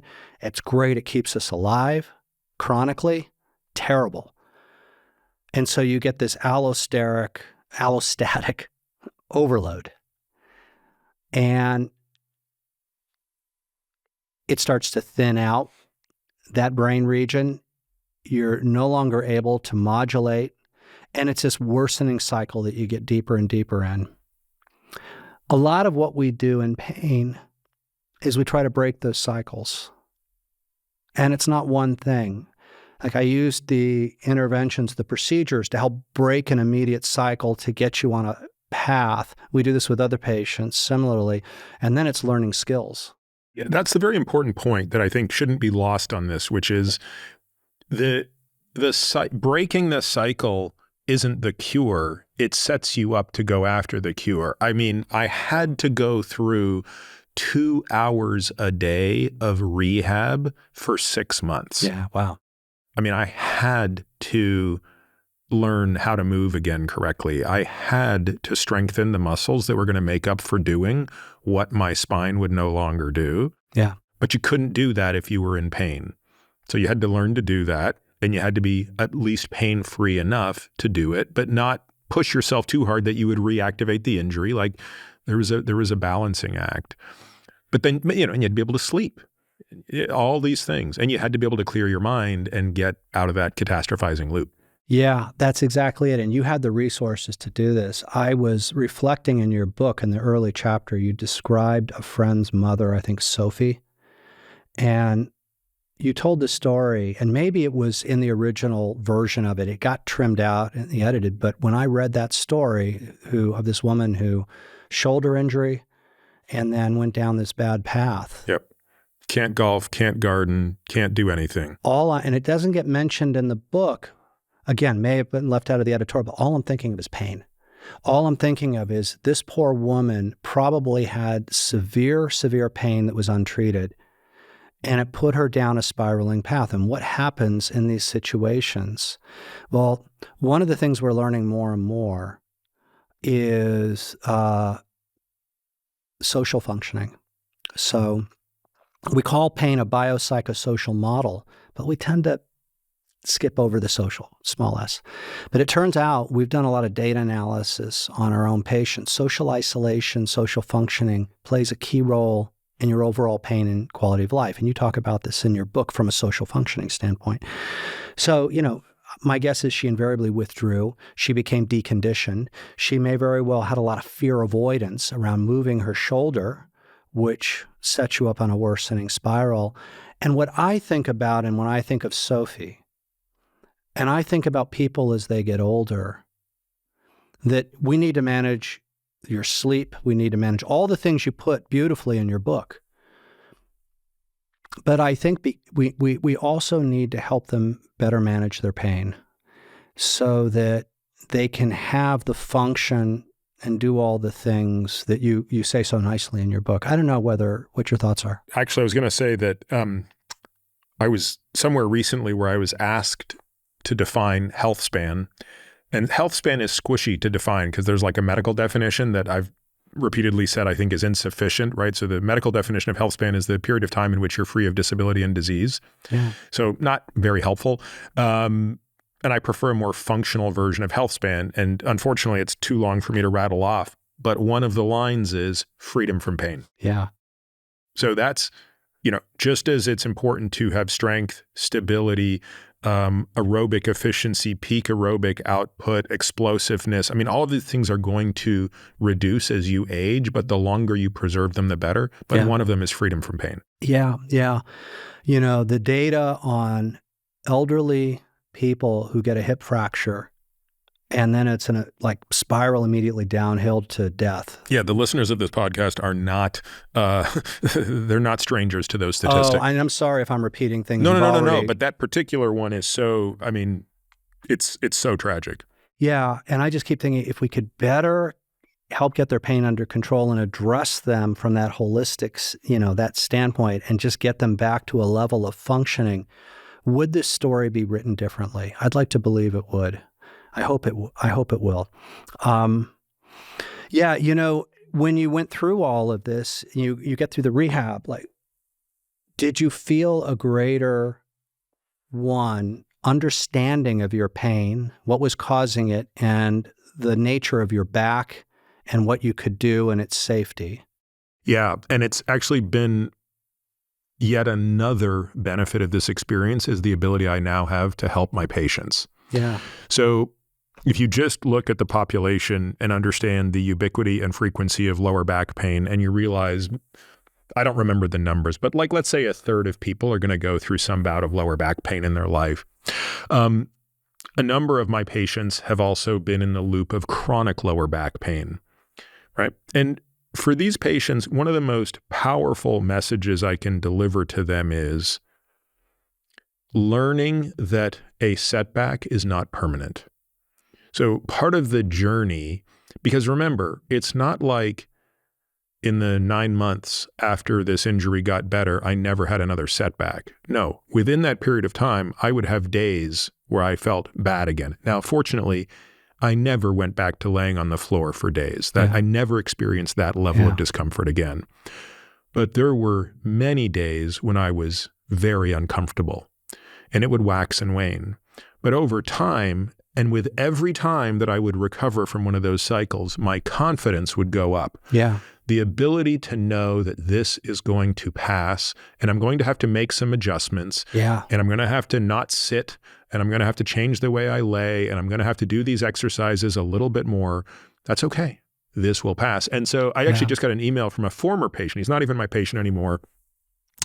And he said to me, "Hey, Peter, just want to let you know, man, I have never forgotten what you said about this. And I just had a big setback last week, and this would have normally taken me down the spiral to hell. And I hear your words telling me it's okay. Yeah. This will pass." And he's like, "You know what? It's a week later. I'm already on the mend." You're a good doc. There's no difference between it's not impacting physiology, right? Yeah. It's impacting the psychology, and the psychology is what goes on to impact the physiology. So again, I think of that as, I tell patients, this is not going to be a monotonic improvement. Right. It's going to look more like the S&P 500, where if you step back 30 years, yes, it's monotonically going up. Look at it for a given week, not at all. Yeah. Can go down. It's quite volatile. Now, the volatility will decrease over time, but it never goes to zero. Yeah, that's a great story, and clearly it's helped you be a better doc and help people. I listened to your story, and everybody's story obviously is very different and personal. I have my own variant of this, and I don't talk about this much because I tend to be a little private with these things, but I suffer from cluster headaches. Mm. And all my life, as far as I can remember, I would get these headaches. It was like a bomb going off in my brain. How often? Every 2 years. Mm. Every 2 to 3 years. It's a classic fall-spring cycle. And all through my teens, my early adulthood, I'd get these 2 weeks. I'd be in just terrible, the most insane pain I've ever had. I've broken a lot of bones in sports. Nothing, like trivial compared to that. And nothing I would do would work. I'd occasionally go to the emergency department, and they'd say it's a sinus headache, and they give me antihistamines, and they'd prescribe them, and sure enough, they worked. Because it always went away in a couple weeks, right? I remember in residency getting one of these in the midst of a cardiac anesthesia rotation and barely able to get the patient to the recovery room. And I just went into a call room and I just hung out. The thing, and the thing is, nobody knew what they were. I didn't know what they were, but I was scared. Every time these came on, I thought I had a brain tumor. I was convinced. And I thought this was going to kill me. And you get really scared that it's never going away. I catastrophized. After the end of like a couple weeks, I'm like, this is never, what the hell am I going to do? I can't work like this. I can't live like this. Then I become a pain doc. And I'm like, well, shit, I got cluster headaches. And how are they treated now? Well, first of all, just to let people know what a cluster headache is, it typically manifests as headaches that last anywhere from upwards of a couple hours. They can occur 8 times a day to every other day. They tend to have these weird characteristics with they're under a class of trigeminal autonomic cephalgias. Fancy term for simply meaning that you get eye tearing, redness in your eye. I get what I refer to as a sticky eye sensation, like my eyelid gets heavy and it droops. I get my nasal congestion. But one of the major characteristics is extreme agitation. Extreme agitation, meaning, Beth would say, well, do you better to lie down? And I'm like, no, it doesn't matter. And I just pace. You pace and you pace and you pace until it goes away. So what I did, in the period of all this fear, I learned every damn thing I can learn about cluster headaches. Every single thing. How many people get these? What percent of the population? It's under a rare condition. It's one of those rare ones that affects men more than women, but women do get them. You think I would know the prevalence of this too? But less prevalent than migraines? Yeah. Okay. Yeah, less prevalent than migraines. Common treatments for these, there's abortive and there is preventative. And what the preventative are like calcium channel blockers that you can take. Abortive is, the typical migraine medications, the triptans. So I have stockpiles of, triptans. High flow oxygen. So, I knew I was getting one. It's before these happen. I get this prodromal phase with weird appetite. Sleep gets disrupted. I know, and a sticky eye sensation. I was giving a talk at the Napa Pain Conference, and I knew they were coming on, so I threw a tank of oxygen in the back of the car. And that'll rescue it now? If I can get it in time. If you can abort these things in time, you can save yourself several hours of absolute agony, and you can catch it in like a half an hour. So the long and the short of it is, it was through that journey of learning that I became informed and I developed self-efficacy. So when I got these attacks, when I knew what they were, I no longer had a huge amount of fear that would further amplify things. I was fearful it was a brain tumor. I was fearful like I was having a subarachnoid bleed, right? I knew what it was. It didn't change the sensory dimensions of the pain. It didn't change the agitation, but I knew even if I didn't catch it, it was going away in a couple hours. And that gives you control. So when these happen, I know I'm prepared. I know it's going to be a shitty 2 weeks. And I buckle up, but I know how to deal with it. I know I'll come out of it. And it makes a huge difference in quality of life.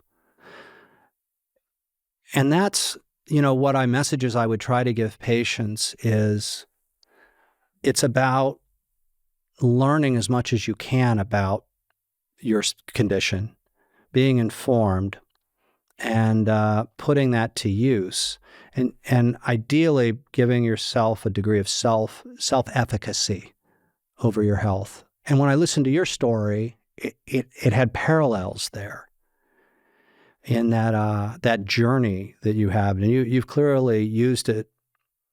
It may be trite to say make you a better person, but yeah.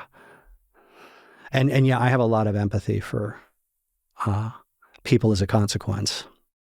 Well, Sean, this has been a great discussion. I think we're certainly better off today as a species having a medical discipline that is devoted to pain. Yeah. We have the luxury of caring about this now, right? There was a time when just not dying was the highest priority. And now we need more than that. It's not just that we don't want to die. It's that we want to be able to live pain-free, not to be confused with discomfort-free. I'm still a big proponent of discomfort, as I'm sure are you. We should be out there, working out hard, experiencing discomfort. But chronic pain can be inflammatory to the psyche. And it's not something I would wish on anybody. So it's great to know that since my time as a patient there, that department has increased log-fold. And I hope that's true and trust that it's true around the country. So thanks for the work you're doing. Thank you, Peter. It's been 20 some odd years since we've seen each other. And if I can just say that I remember when I saw you, you were kind of an intense guy. And I've mellowed. Have you? I've mellowed since then. I remember thinking to myself, this guy is either going to crash and burn or he's going to do something really awesome.